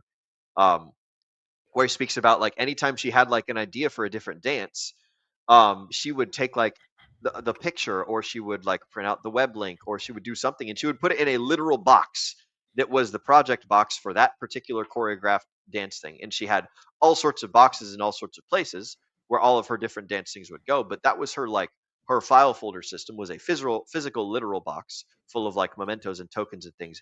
And then when it came time to like actually do a dance thing later on, she'd be like, okay, let's go look at that one, and like boom, all right, cool. So this has some music from Tchaikovsky. This has some fucking like, oh, this is a really cool costume, and like, oh, these are some sick moves that I saw on YouTube, et cetera, et cetera. So projects is the first one for the most actionable stuff. Areas is what comes next, and that's about like ongoing responsibilities with like standards to maintain. So this one actually might be a better place to put the car information, because your car is a thing that's like if you're building a specific thing on your car that's going to be like I start, I finish, it's done, then it would be in projects. And if it's like, hey, general maintenance of cars, then this is where the areas would be much more applicable. So like the projects, it would be like, hey, I'm replacing all the wheel wells in the car for whatever fucking reason. So the best wheel wells from this YouTube place, et cetera, et cetera. But then like the general maintenance, this is about areas. This is where you would put like, oh, my health. This is kind of what I showed you guys on my personal Telegram. Is that's all areas kind of stuff. It's none of that's really like projects. That's all mostly areas of knowledge and information. So like when I learn about cooking stuff, I throw it in the cooking thing. When I learn about health stuff, I throw it in the health thing. And then when I want to like talk to Dr. Alan Chen about a health thing, then like I open up that area and I say, hey, Alan, let's start a project where we're going to like do a stream on the effects of obesity from eating cookies, you know? And so then I open up a new folder. I take stuff out of the health area thing. I copy it over into the project folder. And then now like you're using the two different folder systems. So that's areas. So we've covered project and areas. Next is resources. So this is about topics and references that may become useful later. It's very similar to areas, but it's more broad. It's less like specific and niche down. So this is I can't think of a good example for resources, but the idea is it's bigger picture. And then archives is just like, this is stuff I'm done with. I don't like do anything with it anymore. So like anytime that you're cleaning out your phone of like all the files and folders and you're like, I don't want to go through it. This is everything on my Samsung Galaxy S23 Ultra from 2023 to 2026. Everything goes in here. This is my archive. Boom, it's in archives. I've not deleted the information. It still exists. If I want to go back and find it later, I totally can. But like I'm not doing anything with it. It's not a general area. It's not some sort of resource, but it is like stuff that I'm saving. So when you have a whole bunch of perceived valuable stuff on your computer and you're getting a new computer and you don't want to delete everything before you throw your old computer away, you could just copy it all, put it in the archive folder, label it as like, hey, this is the time and this is what it is, and then I have it. And whenever you finish a project, you can put your project in the area or in the archives folder, and that's kind of what it's for. So this is sort of kind of like the universal cross-platforming setup of the projects, areas, resources, and archives system that Tiago talks about. So before I launch into questions and anything, is there anything that I missed in there, Zenith? Is there anything you wanted to touch on? Nope, that's pretty much it. The para is I would argue, the less important of the two acronyms, but at the same time, it's very helpful for the organization. And gosh, when you were talking about the archives one, I was just remembering like all the various folders I have that have my years of taxes in them. And I'm like, what are the odds I'm never going to touch this again? Close to zero. Yeah. How necessary is it that I hold on to these? I would argue pretty necessary. Yeah. Because, like, what's the cost if you don't? Jail. Exactly. Yeah, so it's like, is the actionable information in here high? No. All my pictures of all the receipts I've ever, bought things with, probably not going to use them. But it would like what does it cost to save that data? Like a megabyte? If Not a even. whole lot. Not a whole lot. So like you throw it in your archives area and it's like, oh, fucking golden. Like I don't have to sweat it anymore. I know where it is if I want to find it, but it's not part of my active radar system. I don't have to walk into my office and look at my box of receipts every single day because I don't need it. But I have it stored. It's tucked away. It's like, imagine you had a whole Costco and you knew where everything was. And not only did you know where everything was, you also have like a little map that points it out to you. You have a search bar and all these things. So like, very, very helpful. So like, do you think that the idea of simplifying everything in the digital life into like only top 4 categories, do you think that it's liberating or restrictive? Do you think that this is a good system, or do you think that it's a bad system, or somewhere in between? I think it's a good exercise, but it's not absolute. Oh, You sure. can force yourself to have a top 4 or 5 to like really boil down to yourself, like, what is the thing that I care the most about right now? In fact, we even covered an entire book about that called The One Thing, Yeah. where the guy's like, build your work list, cross out all the stuff that you don't need to do, and then you'll end up with what is the highest impact kind of stuff. Yeah. At the same time, though, you can have a lot of things going on at the same time. You don't have to boil it down to the top 4, because odds are you might have more than 4 things you care about on any given day. But if you really want to figure out like what's the most important, then that's one of the ways to do it for sure. Yeah. I think that it's certainly more liberating than restrictive, I think. And I think that it's only restrictive if a person allows it to be restrictive. Would be my thing. And I think that this is kind of like the great bell curve advice that would help most people. It would probably not help, Agreed. the tippy end of the bell curve. This would help everyone from like the far camera left to the most of the entire middle to like halfway down the good bell curve. Is like, if you follow the para system, it's like the Dave Ramsey of financial advice. It's like, this is the thing that will get you out of debt and will get you doing cool things. And after a person has mastered sort of kind of like unfucking themselves and started moving in a positive direction, then the world's your oyster, and you could totally like graduate beyond the para system. But I do think it's a great starting point. um, so part of the core principle of the para system is to organize for actionability. Does that mean anything to you? Do you think that's a good thing? Yes, it does. This is one of the big differentiators that comes from this book. In fact, it's even on one of the quotes I pull from this. Organized by actionability, not by subject. Yeah. That's what the para system does. Mhm. Does everything belong to a topic? Yes, for sure. But at the same time, like we talked about, just because we're talking about finances doesn't mean we're talking about like my tax return from 2015. Just because Yeah. it is a financial tool doesn't mean it's the thing that I care about. And to break it down even further, is it a thing that you care about right now that's helping you build the thing? Because in the projects folder, theoretically, that's one of the folders that you care the most about. So the projects folder is about actively building. If it is not actively building, it's just background or archive information. You can call on it when you need it, but just because it touches that subject doesn't mean it's the thing that's going to help get you to the next step. The when you were talking a minute ago, I was writing a note just now about the example he gave in the book is like oranges. So if you sorted things by like similarity and by topic, you would store your frozen orange juice, your physical oranges, your orange lemonade. You would store your orange zest. You would store your orange construction paper, all in the same box. And it's like, that wouldn't exactly work. It's like you store things where they're actionable and where they're most appropriate. So like the Dewey Decimal System is great for like a library where you're looking up stuff, and it's probably great for archives, but like the taking these 4 folders and prioritizing them by like your actionability is, I think that's super useful. Um, do you use something similar to the para system for your own personal organization? Because I use like a very bastardized version of para. I mean, I probably use something bastardized as well, but Uh-huh. whenever I'm taking personal notes, specifically for work and stuff, I take notes in as many conversations as I possibly can, but it's my own internal like documenting notation that helps me figure things out. Mhm. So if there are, I usually try to record the gist of the conversation, any line items that happen.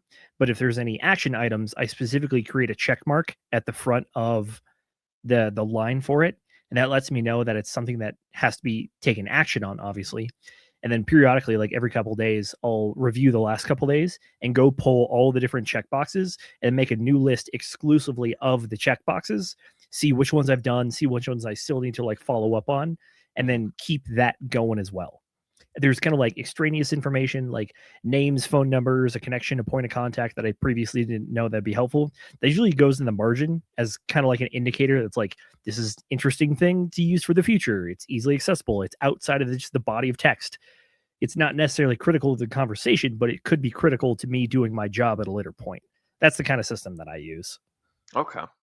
I mostly I get confused with resources and areas in my system. Projects is pretty clear, but like areas and resources, I kind of just like befuddle those all up, and I've never bothered to fix it because like it doesn't really matter a whole lot to me. Um, but that's my own person. Have you ever used Notion before or ClickUp? I have not. What are Oh, these? okay.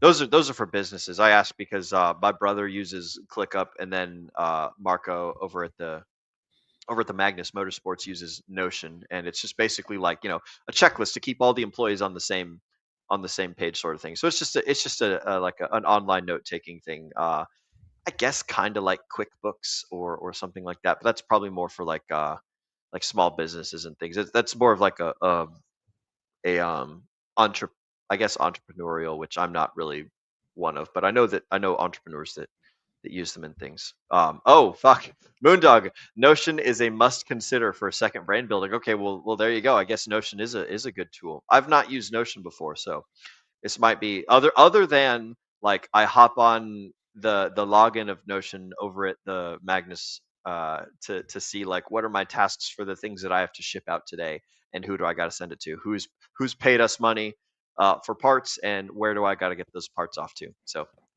that's good to know, Mr. Moondog. I'm gonna put Notion in in my AI section of the second brain. So I'm glad that you have said that. And now that I'm repeating it out loud, like Notion is good for second brain. And boom, just like that, I have captured and distilled one more note for the day.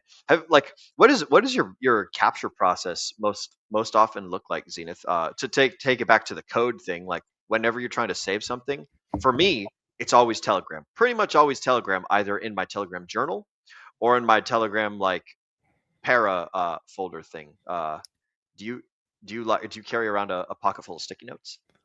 I do not carry around a pocket full of sticky notes, but when it comes to my phone, I screenshot a ton of stuff Oh yeah, just to same. keep track of it and then go back and reference it later. When it Uh-huh. comes to work stuff, Outlook does a very good job of capturing, and also my own notebook does a pretty good job of capturing because if I'm in the conversation, I can usually do a good job of figuring out what exactly is the important stuff. So anything that goes into the notebook, I know is something that I actually care about. You know, it would be a really cool tool to use for capturing notes. Would be a fantastic hex tool Uh, pad where you can write your notes. Woohoo! And then as soon as you're sick of them, you can press the little trash button and boom, they're gone. Just like that. These are fun. I've used these things long before they were cool in the hexagon space, but to be honest, I only ever used them for temporary stuff. I find that if I'm using a device like that, I've automatically categorized this as like short term or very short term Oh yeah. information, which Yeah. is like I'm going to the grocery store or I'm trying Yes. to do like quick math here that I just need the final answer to write down somewhere else. Yeah. Yeah. Yeah, that's definitely what they're for. Like honestly, it's not big enough to do all of the note taking that I would probably want to do. It's essentially a whiteboard. It's a whiteboard that is harder to it's both easier and harder to use. So That it is. that is fantastic. Let's talk about code a little bit more. So capturing, organizing, distilling, and expressing. We kind of sort of touched on it in the beginning of the stream. Did we? We started with it. Yeah, we started with it, but I don't think we delved into it a whole lot. So, um, just kind of a quick reiteration for the folks at home, right? So, code and para are two of the big thesis points of this book that like describes the general idea of building second brain and stuff. And after we're done with this, then we'll go into more of like the practical, everyday use of being, or the practical stuff of being good note takers and things like that. Let me do a quick time check here. All right, sweet, we are on time. Very nice. I've done my budgeting very well this show around. So, so talking about code. So let me explain to you guys again about the code process. So we've got capture, we've got organize, we've got distill, and we've got express. I mentioned it at the beginning of the show for the folks of you guys at home that were not there when I talked about it. Capturing is essentially like as you go about your day, you keep what resonates. You find the things that are like selective, intuitive, and guided by favorite. Oh, keep what resonates, guided by favorite problems. So like as you're in the shower and you have a thought, and you're like, oh shit, I got to remember this because it's a shower thought. Hey, behooves you to have a pulse chain LCD tablet that is basically waterproof and basically silly goose proof. Like there's like almost no moving parts in here. So this would be a good thing if you had like the ones with magnets on the back, right? Like this guy right here. You know, if you have one with magnets on the back and you happen to have a metal shower, like let's say you're on a Navy ship or something, and you're trying to while you're in the shower, you're like, oh snap, I need to go up and talk to the change of watch guys and say like, hey, make sure that this, that, or the other thing happens. Um, then like while you're in the shower, you can be like, oh yeah, change of watch, cool beans, and now I've captured it, boom. And then when I get out of the shower, it's like, okay, well I've got this thing, I need to put this in my like daily notes for today, or I need to go and fucking do it, right? So that's the idea of capturing. Whether you're screenshotting, whether you're writing on a post-it note, whether you're doing a voice recording over a phone call, right? All of these things are capturing the information. Um, and then organizing, right? So the second part of code is the organization. So this is where you like save it for actionability. So this is where like you would sort of kind of, if you're using the para system, this is where you would decide like, okay, I'm going to throw it into this folder real quick, and it's sort of kind of organized. Or it's like, you know, let's say you don't use the para system immediately. Let's say like as you're capturing, you capture things and you throw them in like, this is my ideas for today, and I'm going to go over it at the end of the day, or like as I see actionably fit. So like maybe that's your organization process is you go to your little action folder and you're like, okay, this goes into projects, this goes into my car, this goes into grilled cheese business, this goes into Zenith's favorite Warhammer figurine collection thingamajiggers, you know, the newest paints for the best models, things of that nature. So the organization is where you take the things that you've captured and you give it a home. Capturing is just like, oh, I'm saving it, and then I'm like carrying on with my business that I'm doing, and I'll get to the organizing later. Because most oftentimes, when you have an idea, it's not the correct time to really like think about it and focus on it and put it in a good spot. It's like, oh, idea time, bam, we've saved the idea. Okay, carry on with the thing that we're already doing. Because most often we're already doing something when we get distracted by an idea.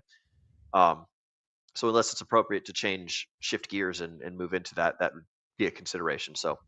After you organize, then we get into the distill. So this is like, okay, now I am inside of the grilled cheese business folder. And it's like, okay, well, I don't need all this information about all these different types of breads that I could use to make my grilled cheese sandwich because I've decided on one. So I'm not including that, like all of this extra grilled cheese bread. I'm only using this one little nugget of grilled cheese bread. I'm going to put that in the useful things area of like my grilled cheese folder, right? So I've turned my grilled cheese folder into a grilled cheese project, and now I'm sorting through all the information inside, being like, this is good, this is bad, this might be good later, this is good right now, yada yada yada, all actionable. So this is like where you like you find the essence and you apply the like the progressive summarization process, which I suppose I should touch on as well. We haven't talked about that. Where you basically like bold things, you highlight stuff, you write summaries, et cetera, et cetera. So we'll cover the progressive summarization here in a second. And then finally the expression. So this is where you like you show your work. You launch the business, you scratch the cat, you stream the book club. You know, this is where you take all of the everything and you finally like set it to work. So it's like you if you want to teach other people what you're doing, then like showing them your notes and like having a cool way to like walk people through your notes will make it so that other people can also do your thing as well. I think the example he gave in the book was really cool when he was talking about the creation of The Godfather. How the guy who originally was the director, he wasn't like interested in doing the book or doing the movie until he had read the book a second time, and then he just basically wrote down everything that happens. He applied his own filter to it, and he created this like super cool 3-ring binder full of everything that made it super easy for everyone else on set to understand everything that was going on in The Godfather, which is what made it into the great movie that it is today. So, capturing, organizing, distilling, and expressing. Those are the general things. We'll do a couple quick questions on it, Zenith, and then we'll talk about the progressive summarization part of the book. So, do you use the code protocol, or do you use something similar in your own life when you are saving information? I think that this book is kind of one of the books that falls into the category of like stuff everybody kind of does intuitively, but then when you actually spell it out, it takes, a couple hours of an audiobook to do, but it also just feels good to realize it, because even within the code system itself, if you look at the capture one, inside of capture, there's also code inside of it itself, because one of the key quotes that we had was don't try to capture everything, just capture the stuff that resonates with you. That's a form of organizing and distilling on its own. It's using judgment to figure out what you want to capture. And then also, now that you're thinking about how to write it down, you're already organizing it and you're already distilling it. Because odds are you're not going to write the entire thing you just heard or listened to. You're going to write down the parts that you thought that matter, and then also summarize it in a way that makes sense to you so that you can act on it later. So I think that this book is definitely one of the ones that falls into the category, again, of like, we already knew this, but hadn't really had it like laid out explicitly before. And when you do realize it and you read it, it's like, okay, got it. This makes sense. I can now point to the thing, that feeling that I had. So I happen to think that we all use this. It makes sense a lot. Like even in the summarization stuff, one of the things that I did when I was growing up is they were like, yeah, we're going to read this like book, and I want you to highlight the important stuff. And I was just highlighting way too much. But that's one of the things talks about. Yeah. It's because it's all new information, that kind of stuff. Yeah. It's something that but at the same time, it's going to take practice as well. You got to practice doing this kind of stuff, because I think my screenshots folder has 8,000 screenshots over the past like 5-6 years. Yes. So relatable. Am I going to use all of that? I don't know. Did I capture it? Sure. Is it organized? Definitely not. It takes practice. Oh yeah. I have so many like screenshotted tools from when I like go to Harbor Freight and I think that I'm wealthy. And I'm like, oh, I'm gonna get this. I'm gonna get this. I'm gonna get this. And same thing with Home Depot. Yeah, and it's like I don't have the money for it right now, but I know if I take a picture of it, then I'll remember it, and then I'll feel good. And then like I don't have to spend the money, but I can feel like I've solved the problem. And then the line of work changes because the tower company goes under, and so it's like, aha, I don't have to buy these tools anymore. It's like, what an interesting thing. Another a quick final for the code process is that the book talks about this being a loop, not a linear path. So it's like you were saying, Zenith, even the code has like even the capture in code has its own little code process inside of it. So it's like like the OODA loop. We are constantly cycling and recycling through it, and it's not like a start and finish. It's like a, hey, just go through the process, figure it out that way. So there you go. And Mr. Hexglen apparently is he's a screenshotter too. So that's awesome. I'm not the only one. Yep. And then Moondog earlier was saying distilling is where you discern the information informed, discern which information informed an idea, and what is an idea unto itself, and how and where the things take. Thesis, topic centered, supporting fluff, etc., etc. So yes, that's very good consideration as well. We are running low on time, so I'm going to go ahead and take us over into the where is it? What was I just talking about?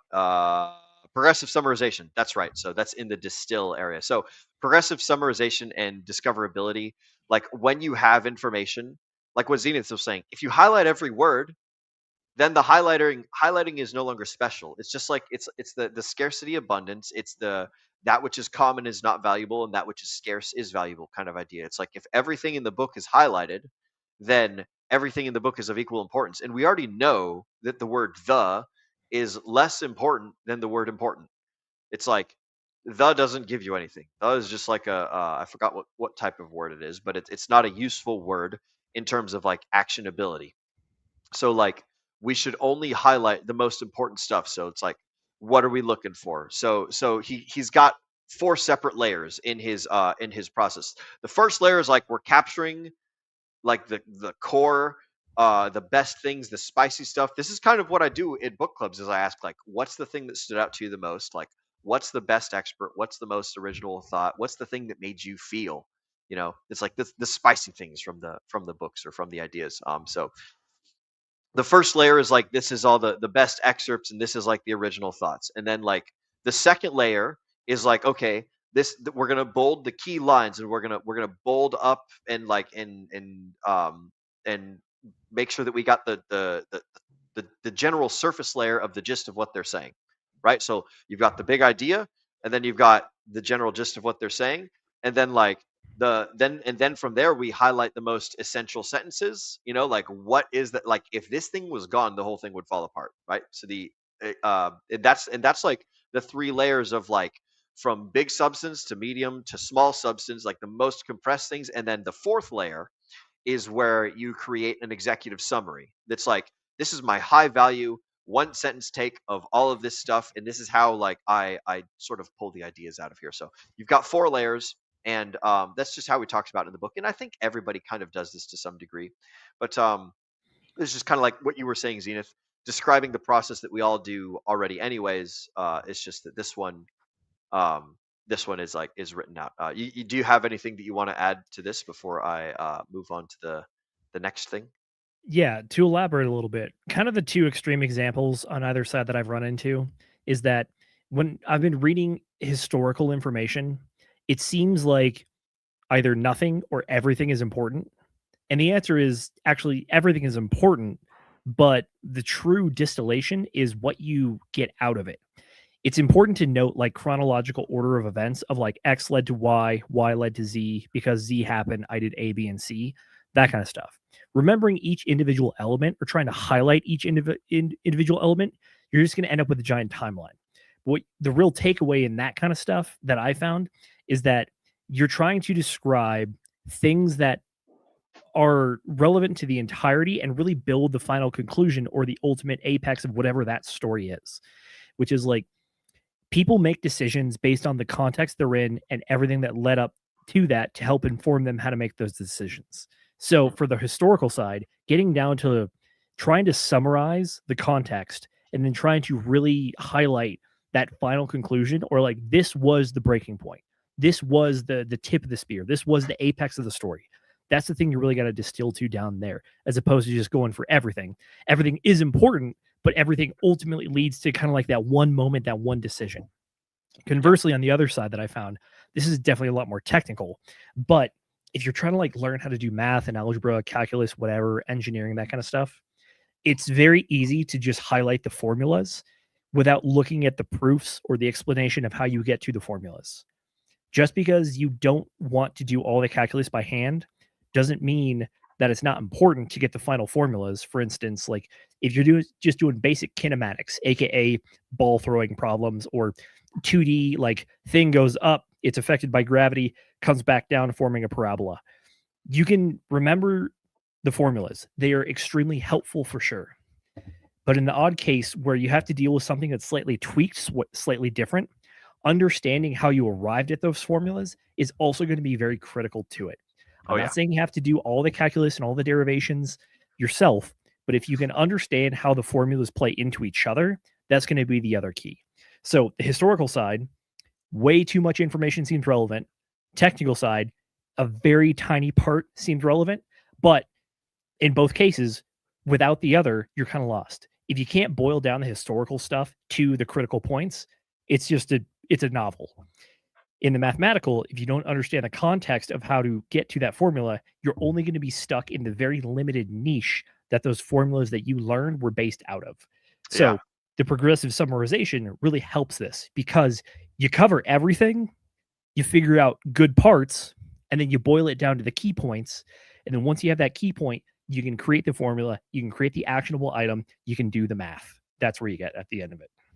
I like that. That was well said, broski. Well Hey, said. much appreciated. Hell yeah. All right. We're going to end with that. We're going to move on into the final part of the book, which is about mindset shifting and well-being. So like we're skipping over retrieval methods, serendipity, intermediate packets, habits and reviews, noticing flow, all that stuff. We're going into like what is the aim of this book. So we Tiago aims to create tool agnostic, habit first approach. So this is basically getting people to use a whole bunch of things to get like a general habit created. Um, Understandably imperfect, but like creating this system is stronger than not having some sort of organized system. If you have something that's like whether you follow his thing exactly or you come up with your own, having something there that is consistent and that is like dedicated will help people solve their memory problems. He also wants folks to shift from scarcity mindset to abundance mindset, where it's like, oh no, where did I put the information? Like it's all stored in my brain, and it's like finding it is a hassle, as opposed to like I have so much information and I know where all of it is. It's like this is where a person moves from like obligation into moving into service. It's like I am no longer like forced to feel stressed when I come or like when a information need presents itself. It's like now I have the ability to provide service to other people as opposed to like, oh shit, I got to go stress and find things. And also like going from consumption to creation. It's like now instead of consuming information, I am creating my own system of information. And in the creation, it becomes more valuable. And like when people make things, it's way better than when people consume things in general, anyways. So um, there is so tool first or tool agnostic habit first approach, scarcity to abundance, and then understanding like that we all have surface level tacit knowledge, and this stuff enables self-direction and resilient creativity. I didn't really cover what tacit is. So in the picture of like explicit, implicit, and tacit, you have explicit things that are being said directly, like, hey, Zenith, I am throwing the ball at you. You have the implicit things, which is like, I throw a ball at you, and there's a ball coming at you, and you see it. And then the tacit is like, oh, Zenith's brain reacting to catch the ball. It's like the automatic things that happen that we don't even think about. What he strives to do in this book is get people to conquer their tacit protocols and to build better tacit protocols, and to like it starts off as explicit and then it moves into like the implicit-ish area and then eventually becomes tacit. So like this is just it's good for people to understand what's going on, at the sausage factory, not because we want to know what's going on at the sausage factory, but the better that you can manipulate your sausage factory, the better sausages you can create. So Bingo. that's it. Final thoughts, Mr. Zenith, on this bookity book. What did you think? Was it great going through a second time? Was it tedious? Was it horrible? Are you going to do it again? What do you think? Um, it wasn't tedious, wasn't horrible. That's fine. It's it's information you kind of instinctually knew. This is a good way to like build that language, build the systems to better explain it, point to it, and understand how to talk about it. Mhm. I think that again, like you said, the ultimate point of the book is to help people build these systems that become habitual or instinctual, as opposed to having actively think about them. Yeah. We do it all the time, but having a distinct and specific way to do it for yourself that makes sense to you and is useful, most importantly, useful. That's what I think the author is really trying to convey with this one. And I think that we happen to live in a day and age where there is so much information you could go for till the day you die, just trying to consume as much as you possibly can. Doesn't mean it's all worth it. Doesn't mean it's all useful, but this is at least going to be a way to help you navigate all the stuff that you come across on a daily basis and hopefully get something worthwhile out of it. I mean, come on, you spend 24 hours a day experiencing stuff, whether you're awake or asleep.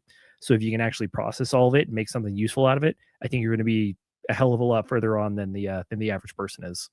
Hell yeah. And if you don't even process all of it, you just determine what's important and you keep that, then like way better than the average Joe. This book, I think it's fair to say this book is one of the ways that middle of the bell curve people can break out of the middle and make their way up to that higher echelon side. So just that's my thoughts anyways. I greatly enjoyed reading through this book again. It is one of my favorite books. I definitely put it up in the galaxy brain area simply because of how much it has helped me, and I'm selfish and I like things that I'm selfish about. So that's what I've got to say about it. I highly recommend that everyone Fair enough. that everyone read it. And with that, I will go ahead and remind the folks at home to move quickly and touch lightly and only start projects that are already 80% done because you've already got all the information. Z, where can the folks find you? What have you got going on in the near future, amigo? And where would you put this book on the scale of read it when you're at beginner level or read it when you're at 10,000 hours expert level? Folks, you can find me over on Instagram and X at ZenithDI. More importantly, you can find myself and Will and the rest of all you fine folks that are inside the Telegram, inside of our private Telegram here. Scan the QR code to get in there. Inside of there, you're going to find the ongoing chat. We like to talk about crypto stuff because that's what we're mostly focused around, but got a bunch of sub channels that you'll find very entertaining and fun and hopefully insightful as well. Outside of that, we're going to be back on Sunday for our flagship news show, 8 p.m. Eastern time, like all of our streams here. We got Whiskey Wednesday coming up. That's a show where we actually give the link out to you guys, the people. You can hop on, chat with us, give us your hot takes, tell us what you like, talk about current topics, all that kind of stuff. And then we're going to be back next Friday, 8 p.m. Eastern time. I do not have a book picked out yet, but I was looking. We have a lot of great recommendations inside of our suggestion channel, so I'm going to be picking one of those. I will say that much. All right, excellent. As far as this book, this is a fantastic book. I think that honestly, this could go sub 500 hours for me, maybe a little bit over 100 hours, because I think like you just got to start getting through the process first. You got to have that base to actually build off of, because if you read this book first, you wouldn't know exactly what you're trying to capture or organize or all that kind of stuff. You got to have some exposure, and once you kind of got into that point where you're like, okay, this is a lot of information, I want to retain it. That's the point where I think this book becomes very useful.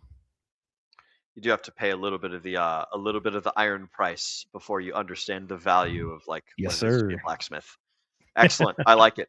I will go ahead and say that I think that this book, I'm in a similar position to you. I think that this book can probably be read at about 100 hours. So, about 2 weeks in to doing things. If you're going into a brand new place, 2 weeks in, probably not, but 500 hours, that's not a bad suggestion either. About 3 months into the learning process of something, this would be a good spot to read it. And then I think that for the folks that struggle with memory things, such as myself, if you have a bad memory and if you're in a similar position that I am, then rereading this book and conducting preventative education maintenance on this book every 2,000 hours afterwards, every 1 year later, it would be very useful. Well, like we read this book about a year or two ago. It was book number 36. So we're on number 87 right now. So 36 to 87, that's about 50 weeks. So probably about a year ago is when we read this, and we're reading it again. At least I am. Several times over. Ironically enough, if you take the 40-hour work week stuff, that's right about 2,000 hours. Yeah, that's why I say the 10,000 hours is because it's about 5 years to excellence, of 5 years of dedicated craftsmanship. And so, 2,000 hours is about what a person works in a year, 40 hours a week, 50 weeks a year, two weeks of vacation, something like that. So that's where I get the math from for 0 to 10,000. There you go. But yeah, so that's what I think. Yearly preventative maintenance. You can start this book 2 weeks into whatever it is that you're doing. And if not, then read it once a year, or until you master it, or until you master your own system. That's the important thing. I think that's the best answer. Yeah, master your own system. This is a great one. If you got nothing, then this is a great place to start. If you got something better, then he's probably got some great ideas. And he's also got a course, and he's got a whole website, and he has a Twitter, and so he's got way more. Tiago's got way more content out there than just this one book. So it has been basically his life's work. So this is just one little snippet of it. And as a matter of fact, he's got a 1 hour, 45-minute long book in Audible that just covers the para system. So quite interesting. I saw that as I was waking up from a nap earlier, and I thought that was quite fascinating. Folks at home, you guys can find me and all of my socials at will.pls.fyi. If you want to send me a message, the best way to do it is t.me/Will Stevenson. That is my Telegram handle. That is the link to reach me. Everywhere else, you might end up in a spam folder. I've come to learn that Facebook and Instagram and Messenger and even Twitter are not very good at handling DMs from strangers, but Telegram will let anybody message you. So for better, for worse, if you come at me with some dumb shit, then I might make fun of you or I might block you. But, that's the best place to reach me is Telegram, t.me/Will Stevenson. And like Zenith was saying, we're here every Wednesday, Friday, and Sunday at 8 p.m. Eastern over here on the DGen Roundtable. You guys can catch us this Sunday where we're going to be talking about the news. For those of you guys that don't know, I mentioned it earlier. There was $71 billion of liquidation that happened on liquid loans in Pulse Chain. Everything dropped about 10%. And then Hex at least climbed back up to where it was before, but Pulse Chain ecosystem is not looking very wealthy. The cryptocurrency place in general, most everyone is agreeing like we look like we're in a bear market, but who the fuck knows? So I'll be here to talk about some things. If Z joins me, that'd be awesome. If Brendan joins me, I think Brendan is still on vacation over in wherever the heck he's at. But do you have? Is there anything that you're thinking about chit chatting about on Sunday? Are you going to be around? Do you think? I will be around. As far as Okay. what I want to talk about, don't have anything specifically planned out. Fair warning. It's been a little bit of a slow news week, but honestly, that's just kind of been crypto lately. Which is, it's not bad. No news doesn't have is to always be action not all bad the news. time. Exactly. Yeah. Exactly. I do like my dopamine hits, but I haven't. There hasn't been anything that's like been crazy pressing for me, anyways. So we'll see what we see. Maybe we just hang out for a quick little show on Sunday and shoot the shit and move on to brighter pastures. But that's what we got for both of us. That's what we got for the DGen Roundtable. And with that, I want to thank you all for spending your valuable time with us here on the DGen Roundtable. As Agent Jay used to say back when he would stream with us, we know that time is your most valuable asset, and we appreciate you investing that asset right here with us. Ladies and gentlemen, my name is Will Stevenson, but more importantly, you have been watching the DGen Roundtable, and I'm the producer, so I'm getting my own trigger finger ready because it's time to remind all the folks at home to remember to DGen responsibly.